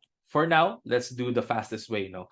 So let's first enable yung Node Wrangler icon add-on natin, no? Punta tayo sa Edit, and then punta tayo sa Preferences, and then punta tayo sa Add-ons, and then type in nyo lang si Node Wrangler, and then enable nyo lang siya by clicking on yung box natin dito, and then magkakaroon siya ng check mark. And then click on Refresh. Okay? So after that, select your object, and then select natin yung current na material niya, which is by default should be this principled BSDF, no? Now, with the Node Wrangler add-on enabled, ang shortcut natin to automatically add a set of textures, no? Dapat complete set, like I said, no? Kapag complete set yan, malalaman yan ni Node Wrangler. So, select natin si principled BSDF, and then press natin si, wala kasi class. Ayan. Press natin si Ctrl-Shift-T. Ctrl-Shift-T. And then, mag-open up tong window na to. Now, this one, hahanapin nyo na dito yung, yung textures nyo. So, this is by textures. I'm gonna be using this one. Now, pag sa mga texture sets, usually, ang mga kailangan nyo lang, tatlo lang talaga kailangan nyo dyan which is tong diffuse or yung base color, yung normal, and then yung roughness, no? The rest, they're just there for extra stuff, no? Now, since for this one, ang kasama lang dito sa akin sa download textures is tong rock wall, no? So, 4 lang siya. So, yung diffuse, displacement, normal, and then yung roughness. So, I'm just gonna select those, itong 4 na to. So, by pressing left click and then control, left click, left click, left click. And then, after selecting those 4, or selecting my texture sets, select ko na tong principled texture setup, or click ko lang enter. So, I'm just gonna do that, and automatically na siyang malalagay dito sa sa aking material, sa aking sphere, no? Kasi yun yung current active material dito, no?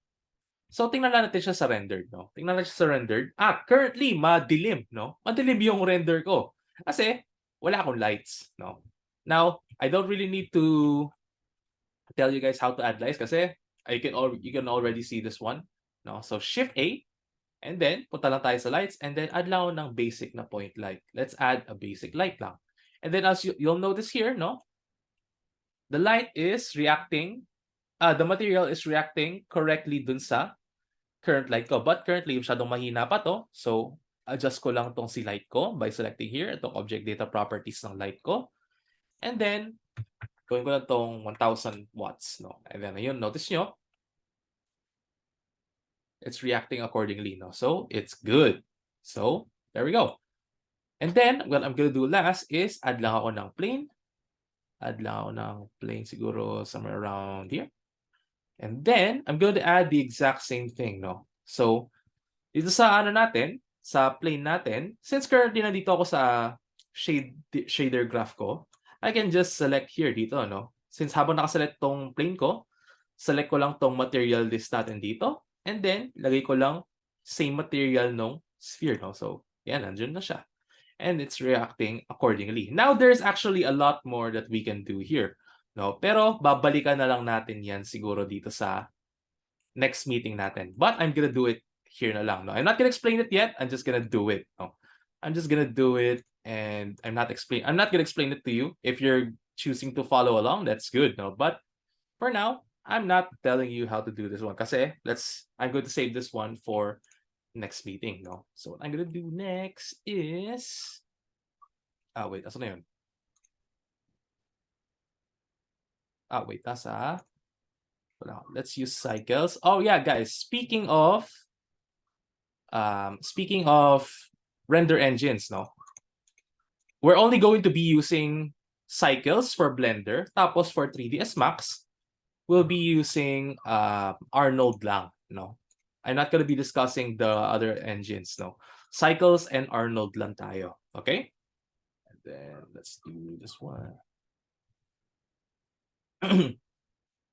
Saan na ba ako?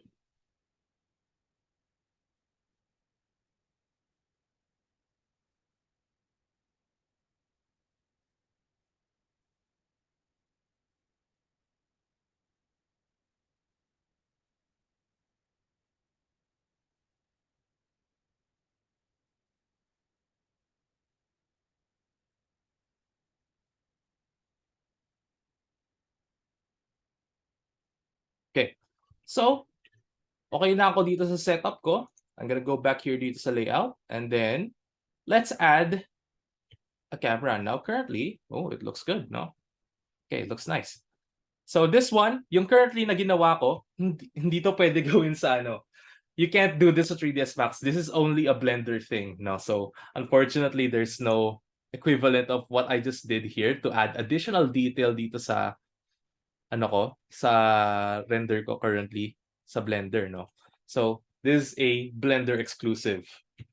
So, yan. Take that into consideration lang. So, just... Okay. Okay, so let's add a camera na, no? So, Shift-A, and then let's add a camera. Now, camera, bakit kailangan natin ng camera, no? So, unlike 3ds Max where you can actually render without a camera, si Blender kailangan niya palagi, no? Kailangan niya ng camera palagi before you can render anything, no? So, there's our camera. Now, currently, ang layo ng camera ko sa gusto ko. Gusto ko somewhere around here siya. Now, there is a shortcut to basically place a camera to where you're currently looking from. But ako personally, that's very bad kay Blender. Kasi hindi naman yan minimake use yung full screen ko to basically calculate where the camera should be, no? So, I don't really use that. So what I use is I use the camera itself to move itself, to basically move to the correct position that I want. So, first, kailangan ko pumunta muna sa camera view by pressing 0 on my numpad, or kapag wala kayong numpad, punta kayo dito sa gilid. Ito, toggle the camera view. No? Click nyo lang yon, pupunta kagad kayo sa camera view nyo. And then, what I'm going to do next is I'm going to open my sidebar by pressing N. And then, dito sa ano natin, sidebar natin, pupunta ako dito sa View. Punta ako sa View. And then, under View, punta ako dito sa View Lock. And then, enable ka lang tong camera to view. So, enable ko lang yan. And then, see what happens here. If I try to zoom in and zoom out na, nagpa-follow along si camera ko. No? So, it's pretty useful to have. So, yeah, there we go. So, let's just set it to where I want it to be. Let's say somewhere around here. Okay, let's do that. So, I think I'm satisfied with this framing. I can render this one now. So, to render, here's what you should take note of when you're rendering with cycles. No, guys, Blender users, you don't need 1024 samples of Viewport. You don't need 4096 samples sa render nyo. Possible, ang nanonotice nyo siguro if you didn't take note of my PowerPoints is ginagamit nyo yung full 4096 kaya nagtataka, ba't tagal mag-render? Ano lang naman, medyo mababa lang naman resolution ng ng scene ko, no? So, possible dito yan sa sample count nyo. Guys, you don't need 4096. Like I said, 100 minimum, yan na yan. That should suffice na with denoising on, no? So, these should suffice na. Now, for the viewport, 20 definitely okay na yan, no? Para hindi masyadong mabigat sa computer nyo. 20 samples for your viewport. Under dito siya sa render properties, no? Kapag cycles, that should do fine. 20 samples for the viewport, 100 samples for the render. Dagdagan nyo na lang dito kung sa tingin nyo madumi pang tingnan yung render nyo, no? Kapag malalaman nyo naman kapag madumi yan, kapag may nakikita ko yung mga tuldok-tuldok or yung tinatawag nga natin na noise, no? So you'll know naman, you'll know. So with all that in mind, we're good here, no? We're all good here. Set na lang natin yung output properties. I'm okay na dito sa 1920 by 1080. Guys, you don't need to follow my current na my current resolution, render only kung hanggang saan kaya ng ano nyo, ng computer nyo. Now, like I said, medyo malakas computer ko, so okay ako dito mag-render lang with that kind of resolution, with this high of a sample count, no? But for something like this, ang average na sampling 100 samples sa render nyo, usually if average lang computer nyo, maybe stick with 1280 by 720, no? This one is a bit above na currently sa average computers, no? So this one, I'm okay with this one. Okay na ako dyan. Let's start to render, no? So to render, press lang natin si F12, no? F12. And then there we go. Render out na siya, no? So we just wait for it to render. All right, this should only take a couple of minutes, a couple of seconds. And then there we go. So tapos na yung render natin, no? So as you can see, 100 samples, wala kayong makikitang any sort of noise. The light is all there naman. I mean, it is a basic light, isang point light lang naman tayo. But it's all there. Malinis na siyang render, no? Now to save this, punta lang tayo sa image and then click on save, no? So we're gonna be doing a comparison between the two renders natin, no? So let's just name this one Blender and then save as image. Now you can change the file format here if you want to, but let's just follow what this default one is. So save as image, and there we go. Exit out natin to, and then open lang natin yung render. Ayan, dito na siya. So there's our render. That's how to add materials, how to add lights, and how to render sa Blender. Are we clear on that, Blender users? Are we clear on that? Are we clear? Clear tayo? Yes, sir. All right. So 3ds Max na tayo.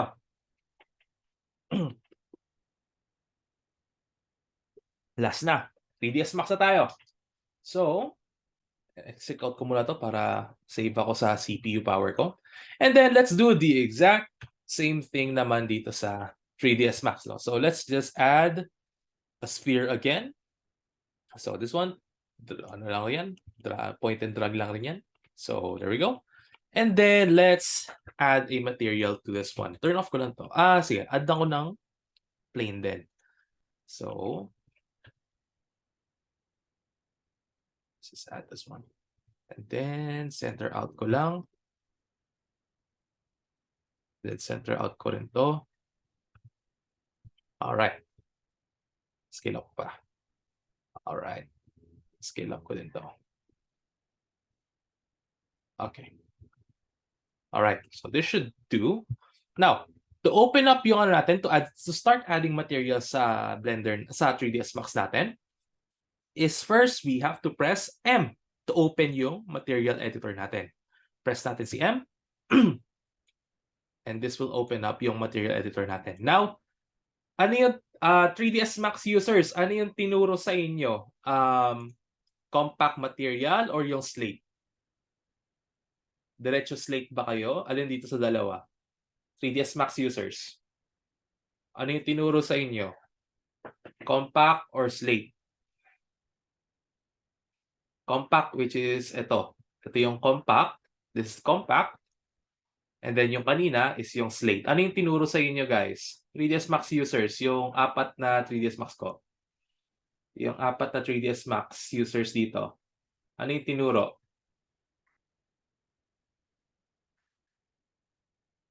Wala. Nakatulog ba? Nakatulog na ba? I mean, maaga. Understandable. Maaga eh. Well, okay. Walang sasagot. Diretso tayo sa slate material editor, no? Which is the exact same thing dun sa Blender natin, no? So sa ano natin, since gagamitin natin is Arnold, no? The material that yung default material natin na gagamitin is a physical material, no? So dito sa gilid, no? Makikita niyo siya, physical material, no? So drag lang natin siya, drag and drop lang natin siya dito sa shader graph natin. And then yan, nandito na siya sa C, physical material. And then like I said, always rename your files to whatever it is. No? So click natin sa sphere. Lagyan natin sa sphere, no? And then, i-drag and drop lang natin siya dito sa sphere natin, no? Drag and drop lang natin siya by simply clicking tong natin, press and hold, click and hold itong circular na natin dito, node natin dito, and then drag and drop lang natin siya papunta sa sphere. Or yung second way of adding an material natin is, of course, select muna natin yung object natin na lalagyan natin ng material, and then select natin yung material na ilalagay natin. Now, what we're going to do next is we're gonna click this one, assign material to selection. So yun, it now has that material, yung plane ko na yun. Now, it says here, can just change my material, no? Now, here's a tip din sa 3ds Max, no, na baka hindi share sa inyo. Go to high quality mode, no? Punta tayo sa high quality mode. So, what we're gonna do here, para makita niyo, ito dito sa taas, meron tayong perspective, may standard, and then default shading. Now, punta tayo dito kay standard, no? Select natin yan and then change natin siya to high quality para almost real time na rin yung pag-showcase natin ng light dito, no? Mas maganda tingnan din yung yung objects natin or yung model natin basically, no? So, there we go. Just additional tip, no? Now, it adds a little bit of CPU power sa computer nyo, but I think it's a worthy investment naman sa CPU nyo. So, punta tayo sa high quality, okay? And then, back tayo dito sa material editor. And then, maximize natin to para makita nyo, no? So, what we're gonna do is we can just simply drag and drop our materials dito, itong mga textures natin dito.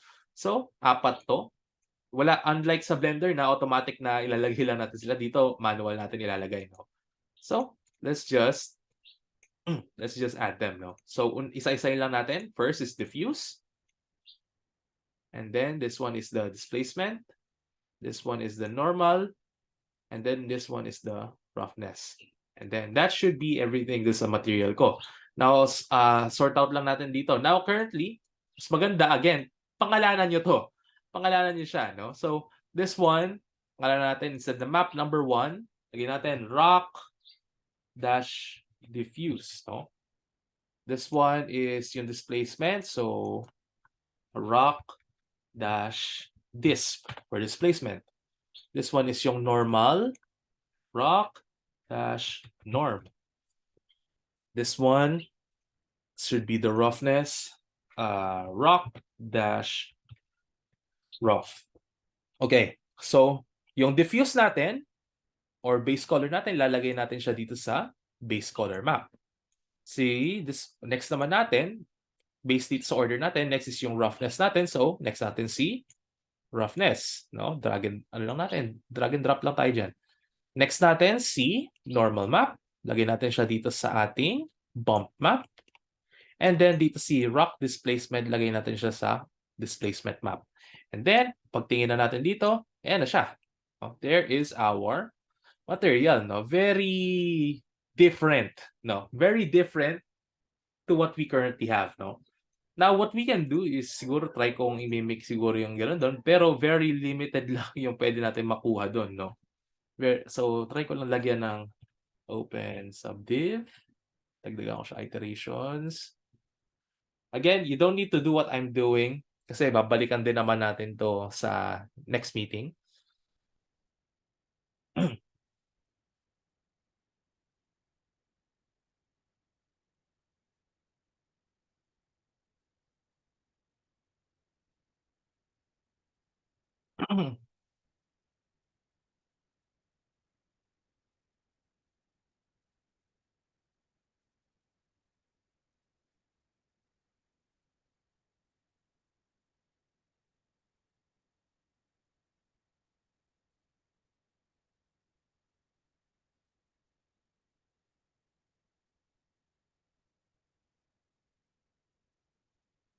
Okay, this one, ganun din.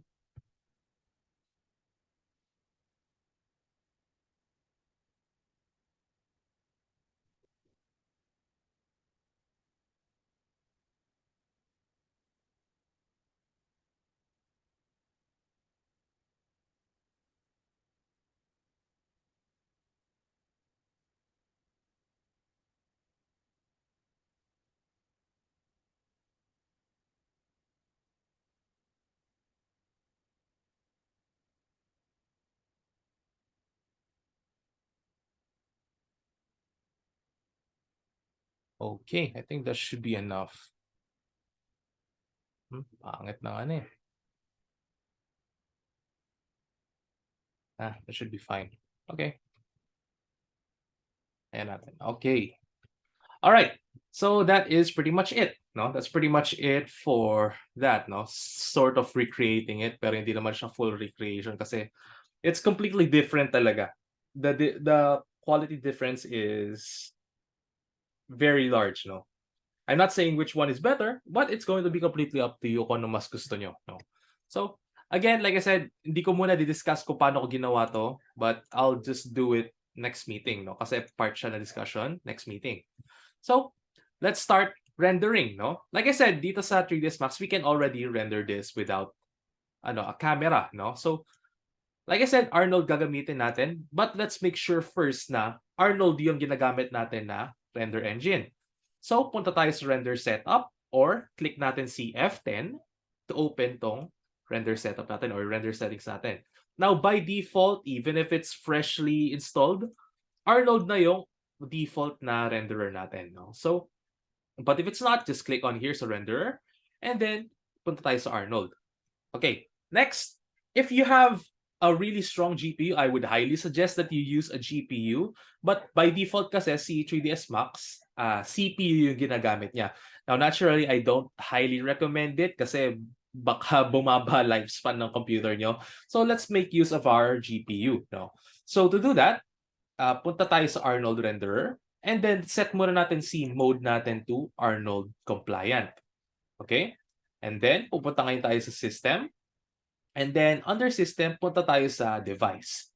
Now, currently, as I said here, no, automatic nakalagay siya sa CPU. No? So, check natin siya. And then, lagay natin siya to GPU. And then, for the fallback, lagay natin to CPU in case na your GPU fails. No? But, most of the time, GPU okay na yan. No? And then, by default, no, dapat itong automatic device selection natin, itong GPU na natin dito, automatic siya mapupunta dito. But sa case ko dito, hindi siya automatic na nag-pop up. I have to manually select my GPU. So, punta tayo sa manual device selection. And then, saselect ko yung GPU ko. Now, this one will vary from computer to computer. Iba yung sa inyo, iba yung sa akin. No? So, currently, ito yung GPU ko, which is a 3090. So, select ko lang yan. Select ko lang siya. Ayan, enable na siya. And then, I'm good to go. No, okay na yan. That should be good na. And then, balik ako sa Arnold renderer. Okay na siya, no? Arnold compliant na pala. Okay, never mind. So, that's good. That's basically everything that you need to know. And then, we can just click on render here, no? Kahit wala pa tayong lights or anything because by default, 3ds Max already has lights, no? It's garbage, but it already has lights, no? Kahit wala ka pang separate na light object, no? So, I can click on render, but I'm going to use Arnold render view, no? So, dito sa menu bar, punta tayo sa Arnold. No? So, Arnold, and then click natin tong si Arnold render view. And then, we're gonna do next is click lang natin tong play, no? Play button, and then we just wait for it to render. Now, since hindi ko pin-repopulate yung GPU, it might take a while, no? But okay, good. It's good na. Okay na pala to. It's just as quick, no? If you're using, medyo average lang na GPU, it might take a while for it to start rendering, no? Kasi hindi naman natin pin-repopulate yung GPU. So, ano yung pre-populate? Punta tayo sa system. You'll see here, pre-populate GPU cache. It's basically, nire-ready lang niya yung GPU nyo to start rendering. No? Ako, since di ko naman ginawa yun, okay. At least okay naman nag-render naman siya, no? So, it's good, no? So, Arnold render view, okay. So, yeah, there we go. Now, currently, like I said, you can render it without a camera. It says here, Viewport_camera. It's basically using my Viewport as the camera. So, each update na ginagawa ko dito sa Viewport ko, as you can see here, it changes it. It change niya yung angle niya kasi binabago ko dito sa Viewport eh. But, what we want to add a light. No? So, stop ko lang yan, exit out ako dito. And then, let's add a camera. Now, let's say, okay ako dito sa sa angle ko na to. I want to stick with this camera angle. So what I can do is I can press my shortcut na Ctrl C to add a camera based dito sa sa angle ko, no? Now, the only thing that you can do here is panning lang. Hanggang panning lang tayo. If you want to zoom in and zoom out, you're gonna click on this one. Itong field of view natin dito. And then yan, nag-aano tayo dyan. But I don't want you to do that then. So what I want you to do is always iset nyo na yung ano nyo, yung preferred angle nyo talaga, yung preferred frame nyo sa viewport pa lang, and then set your camera. Because sana natin, camera natin dito sa 3ds Max is much more cleaner sa ano compared dun sa Blender natin. Mas cleaner, mas more accurate yung ano niya, yung calculation niya sa pag-add ng camera based on sa last na view natin, no? So, andyan siya. Okay. So, yung shortcut natin to go back to our camera view is C for camera, no? So, yan, automatic siya punta tayo sa camera. And then press lang natin itong P to go back to perspective mode. Okay? So, let's go back to Arnold render view again. And then, press ulit natin itong si render. Only this time, currently, ginagamit pa rin itong viewport camera ko. Only this time, palitan na natin siya to only have it render yung andun sa camera angle natin. So, click natin dito. And then, change lang natin to face camera 001. This is basically the name of my camera dito sa ano ko, scene ko. Okay, from the looks of it, I think medyo ano pa, medyo off-center siya. So, let me just adjust it, no? Adjust ko lang siya. So, balik ako dito. Adjust ko lang. Tingin ko lang dito. Adjust ko lang siya a bit somewhere around here. Okay, that should be good na. So, that's how I set my camera na. Back to perspective view again by pressing P. And then, let's add a light, no? Now, for the lights, let's just use a basic Arnold light. Now, you can use whatever light that you want, kung ano man yung tinuro sa inyo. But for now, let's just use Arnold light since it's the actual equal sa ano, sa Blender na lights natin, no? You can basically select any sort of light dun sa Blender and then you can just easily interchange it to whatever light that you want, no? So, ganun din si Arnold light. So, si Arnold light, place lang ako anything dito sa scene. And then, I can just change it whatever I want it to here. I can have it as a point, I can have it as a quad, distance spot, etc., etc. But I'm gonna have it just use as a quad lang muna. Oops. Okay. Ctrl Z. Okay, so make sure na after maglagay nyo ng Arnold light, right-click na lang kayo para dito, ma-disable na yung pag-add ng additional Arnold lights. Now, I'm just going to mimic yung ginawa ko dun sa Blender ko. So, I'm just gonna mimic the exact same thing. Reference lang. Reference. Okay. So, para may ano tayo. Comparison tayo. Somewhere around here, no? Then, mataas yung exposure niya. So, taasan ko to. And then, lagyan ko konti yung, let's see, roundness ko. Tapos, soft edge, siguro, hindi, sige, okay na yan. No. Sa quad Y tayo. Konti pa siguro. Okay. Okay, sige. Just double checking. Hindi dito. Konti pa sa exposure. Oops, masyadong mataas. Intensity na lang.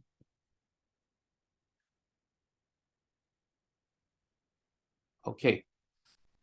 I think that should be good. Double check lang natin kung ano yung itsura niya. Sa active shade. Okay. Masyadong mahina pa a bit. Masyadong mahina. Saan na natin si intensity. Naka-rounded out na ba ito?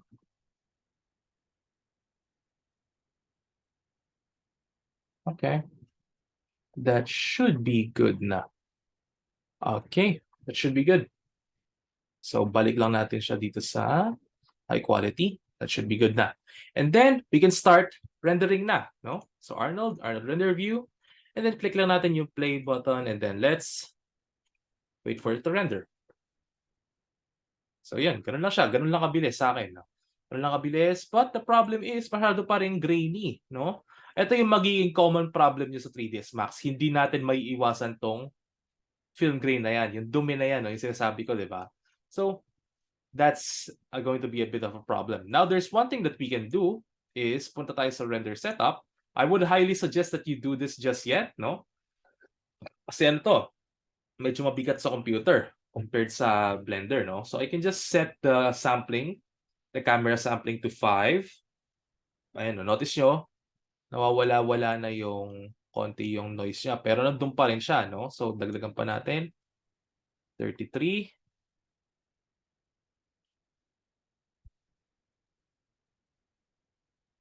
Ayan. Notice nyo lang dito, compared natin dun sa, tawag dito, sa Blender, mas mabigat talaga yung dito, yung rendering niya. So I would highly suggest adjusting your sample count sa 3ds Max ng ganito kataas. Not unless kaya ng computer nyo. And hindi rin naman siya guaranteed na masasolve, no? So I'm not gonna do that. I'm just gonna set it back to 5, siguro 6 na lang. So lagyan natin sa 6. Then let's just wait for it to render, no? And then leave it at that. Okay, so that should be good na. That should be good. Also, what I forgot to mention siguro is resolution. But I think it's pretty obvious naman na at this point, no? Kasi nandito lang naman siya sa render setup, no? Yung output size nyo, it says here, no? Now, by default, nakalagay siya sa HDTV, no? Pwede possible na sa custom din kayo.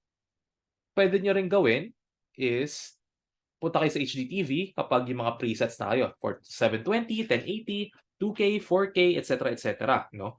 If you want to have a custom na custom na resolution natin, I would highly suggest always do it dito sa custom. Huwag niyong papalitan yung mga template dito. Dito lang kayo sa custom kapag custom na resolution yung gusto niyo, no? But for now, I'm just gonna be using 1920 by 1080 and then sa HDTV siya. Now, ito rin kailangan niyo tandaan for 3ds Max. If medyo slightly average lang yung computer niyo, I would highly suggest to stay muna sa 640 by 480 for like yung mga test renders lang. Yung test lang nyo lang yung render nyo, no? Hindi pa yung actual na full render nyo. I would highly suggest sticking sa 480 lang muna. Before you go to HDTV sa 720 if you want to if sa tingin nyo okay na kayo dun sa lighting setup nyo, dun sa current na framing nyo, dun sa current scene nyo, and you just want to see a more better quality na render, saka kayo lumipat sa 720. Tapos kapag lumipat na lang kayo sa final resolution nyo kapag satisfied na kayo sa yung initial render nyo. Initial final render nyo. So, that's what I'm gonna do. 1920 by 1080 na ako kasi satisfied na ako. Arnold render view. And then, again, just let it render. Just let it render. This is 19 by 1080 na. Don't expect your computer to be as fast as this one because like I said, it entirely depends yan sa computer nyo, no? Entirely depends sa GPU nyo, entirely depends sa CPU nyo, and entirely depends din sa RAM nyo, no? As like I said, 3ds Max is more heavy duty compared sa Blender. So, patience. Waiting game palagi dito sa 3ds Max. So, yeah, there we go. So, now that it's rendered, let's save this one. So, punta tayo sa render. And not sa render. Punta tayo sa file. And then, click lang natin, save image. And then, just save it to where I want it to be. Lagay ko lang siya sa desktop ko. Lagay ko lang tong 3ds Max. Now, this one matters as well. Kasi, this one right here, wala tayong other formats. So, we have to indicate kung anong file format siya. Kung JPEG ba, PNG, TIFF, EXR, no? So, for this one, let's just use a PNG for now, no? So .png always, then save. And then we're good. Tapos na. Naka-render out na siya. So tingnan na lang natin. Andito na silang dalawa. So let's just compare the two. And then nasa na isa? Wait, ito. This one is the Blender one. And then this one is 3ds Max. So yan. Two completely different renders, two completely different outputs. Now, as you can see, dun sa natin, yung sinabi kong method na hindi ko muna i-explain kung bakit, no?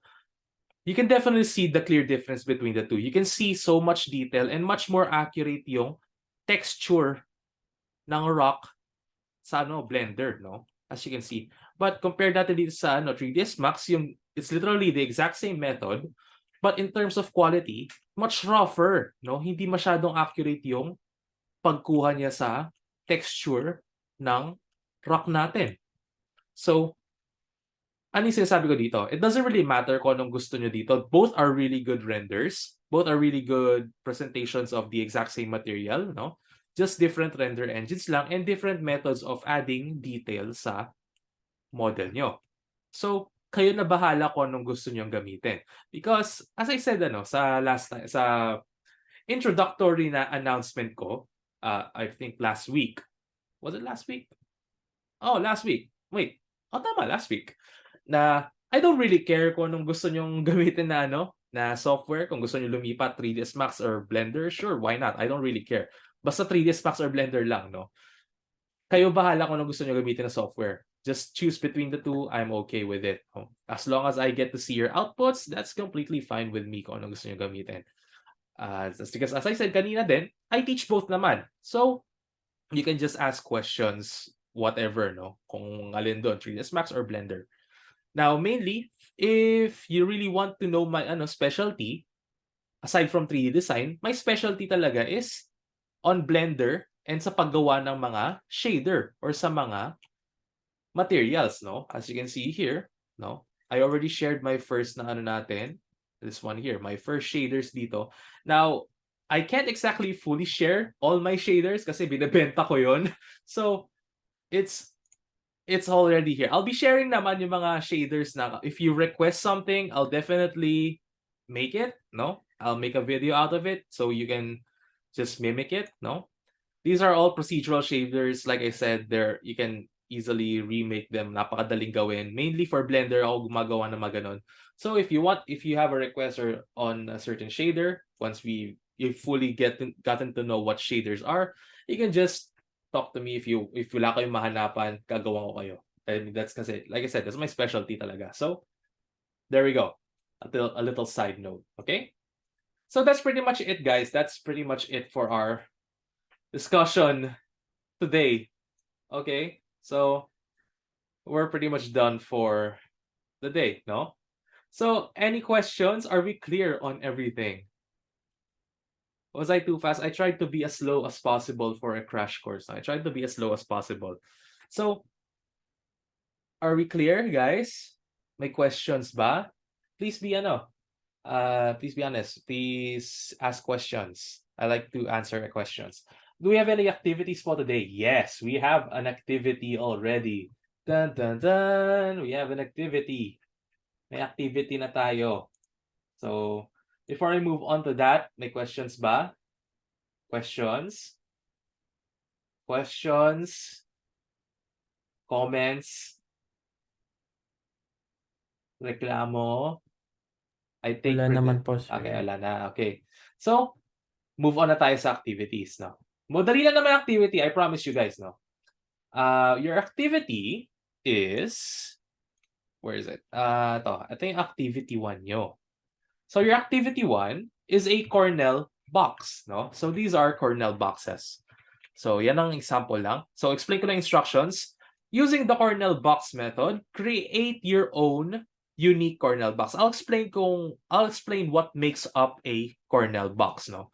But basically, you're gonna create your own Cornell box to showcase your current skill level in 3D modeling and render production after your experience in 3D mod and of course today, no? And then you're gonna render your scene with the following sizes, no? So, nakalagay dito, output size 1 and 2. Dalawang renders yan, no? 2 renders. The first render is 640 by 480.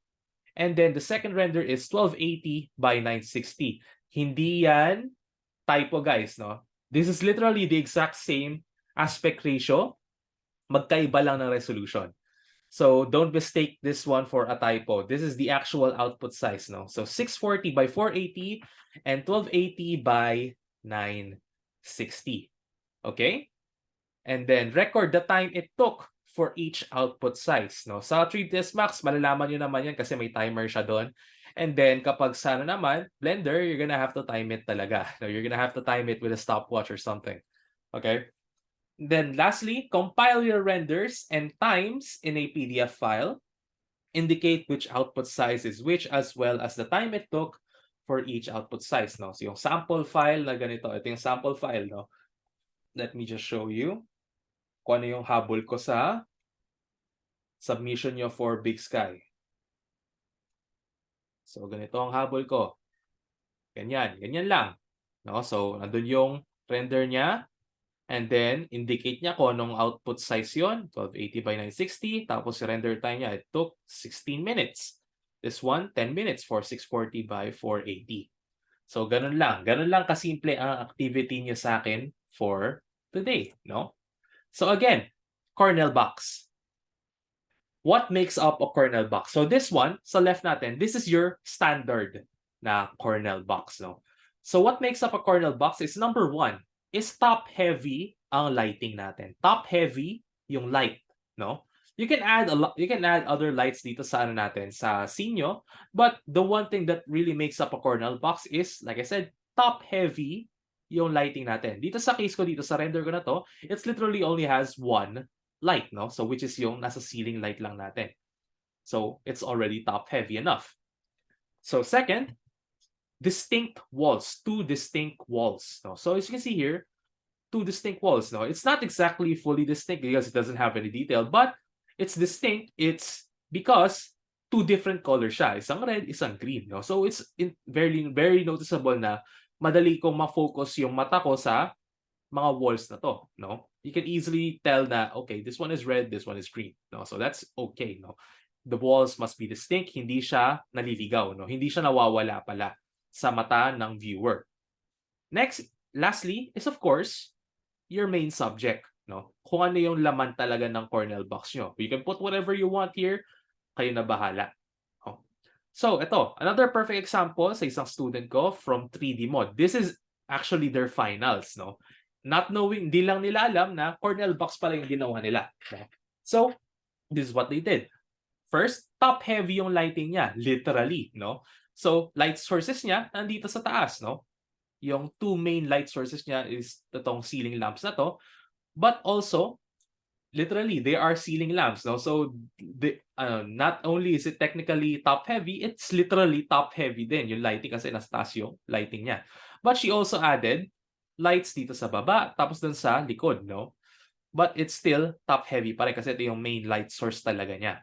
And then two distinct walls. Very hindi naman siya fully distinct, but it's noticeable enough na alam ko na meron something dito which is probably like panels or something, no? And then of course her main subject which is a couch and then some stuffed toys, no? So yan. And next, ito rin, finals din to ng ng isang student ko, which is a kernel box din, no? Again, it's literally almost the exact same thing as the previous one. So top heavy din siya. Basically, yung lighting niya, comes from outside light, no? So basically, ito parang glass siya.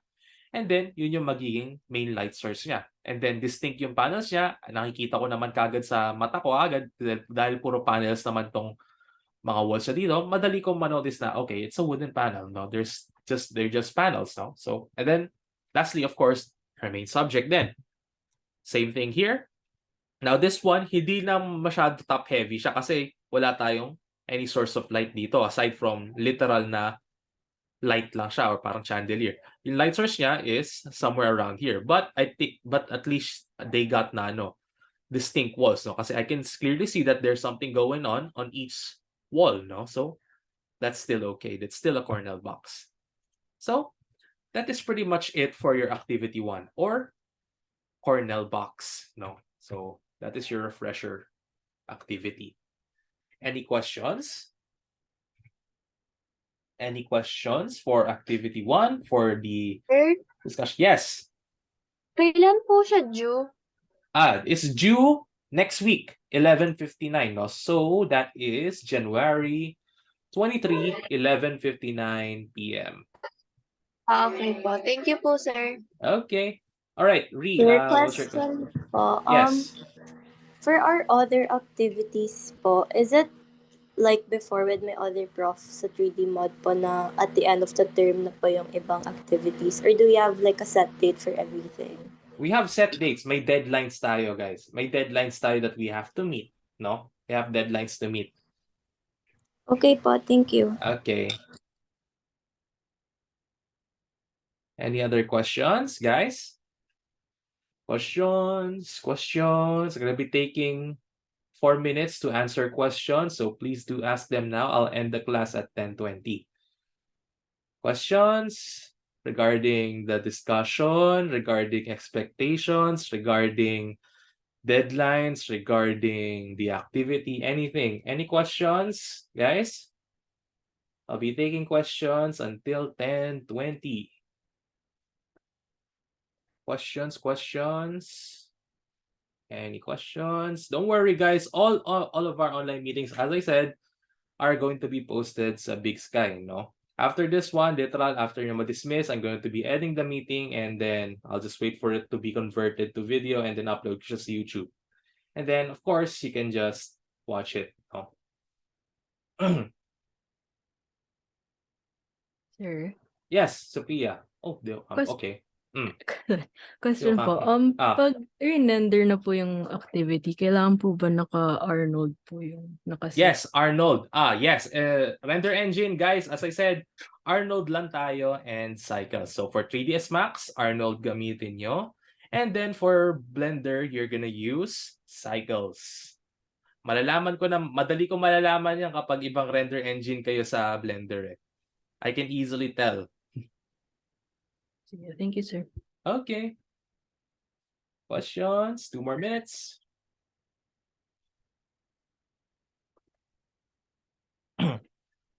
Sir, I'll let you know pala. Since we're here na, I won't be up. Okay. Okay. Will I miss out a lot next week? Yes. Quite a bit, no? Kasi number one, yung next week na class kasi natin will be diving on lighting na kasi. Ang lighting discussion natin, that's for stage na lighting siya, no? For stage lighting na course siya. So, sa next meeting natin, we'll be tackling on lighting 1 and lighting 2. And then, next online meeting will be 3 and 4. No, but don't worry, Carlos. Meron naman akong pre-recorded na class recordings, as I said, no? Kapag sa mga face-to-face meetings natin, I already have pre-recorded na class recordings that you can visit na yun lang rin naman yun, no? So don't worry, no? You can just view that naman, no? And like as I said, meron naman mga PowerPoints din. So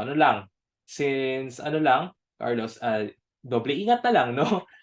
Doble ingat na lang kasi it's still technically pandemic, no? So extra care na lang sa kung saan man, okay? Okay. All right. Also, if hindi sa inyo pinaalala ng school, but if you did get the corona, if nakakuha kayo ng corona, hindi yung beer, alam nyo naman siguro yung protocol, no? But if hindi nyo alam yung protocol, if you get infected with the big C, you're gonna have to tell you're gonna have to of course get yourself tested, no? Kapag alam niyo sa tingin niyo may corona kayo, get yourself tested first and then kapag siya positive, sabihan niyo kagad ako and then sabihan niyo na rin kagad yung clinic, no? So yun ang kailangan niyo tandaan, guys, okay? If you get affected with the big C, get tested, then if it's positive, talk to me and then i-advise niyo na rin kagad yung clinic because that is part of your contract before you enrolled into our face-to-face class. Okay? So, it is now 10:20. I guess I can let you guys go. I'm gonna go back to sleep. Joke. So, you can go back to sleep or whatever. I don't really care. So, I'll see you guys next week, which is on January 23, no? So, remind ko lang, ang classroom natin is 10:06. Also, maybe expect na medyo mahina pa ang aircon, no? Kasi their STA or DAC is currently in the process of upgrading the air conditioning, no? So, expect muna na medyo mahina. Inaayos pa nila yung upgrades nila sa centralized aircon, no? Mas malamig pa, I trust. Promise you guys, nakita ko na yung aircon, sobrang lamig yon, no? So, expect na lang by the 3rd week onwards mano na yung room natin. Yun lang rin, if di pa kayo nakapasok sa lab natin 10:06, slightly cramped yun, no, but don't worry, naman siya. It's malamig naman yung doon, yung area doon eh. Malamig siya. So, yun lang naman. You don't really need to bring jackets though. So, yun lang. So I'm gonna dismiss you guys. I'll see you guys next week, and don't forget to do your activity 1. I'll be posting all the online recording for this meeting sa Big Sky. Just give me until 11:30 or 11 o'clock to have it uploaded sa YouTube, and then I'll share it to you guys. I'll be posting it din sa sa Discord naman, so you can just check on here. And again, reminder, if you still haven't joined Blender Discord, my Discord server, please do join. This is completely different from the 2D-3D Benilde. Please do join now. I'll be announcing all I need to announce dito sa chat for the term natin. So they're all here. Make sure that you assign your role here, no? Select nyo lang kung anong section kayo, which is BMA1, no? Para ma-access nyo tong chat for the term, okay? I'll also be uploading yung if 3ds Max kayo and matagal kayo nag 3D mod na, I'll be uploading later yung PowerPoints for 3ds Max as well as previous class recordings for those, okay?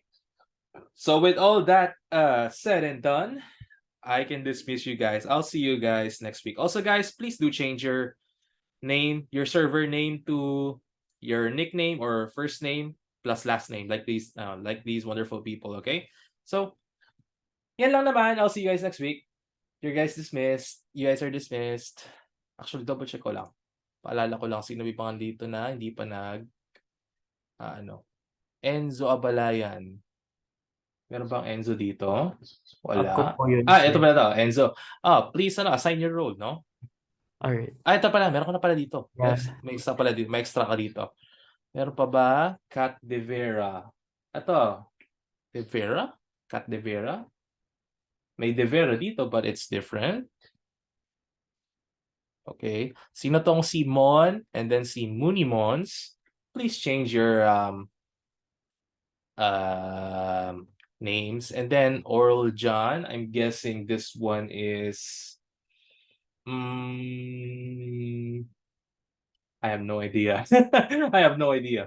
So whoever these people are, I'll be tagging them na lang. So okay, Scott. Okay. So, okay. I'm guessing Scott, please change your the right server name. Okay. So, yun lang. Guys, your guys dismissed na. Yun lang. I'm just stating things. No, you guys are dismissed. You can have your breakfast if you haven't. No, so see you guys next week. Okay. Thank you, sir. Thank you, Okay. sir. Okay. All right. Bye-bye. Bye-bye.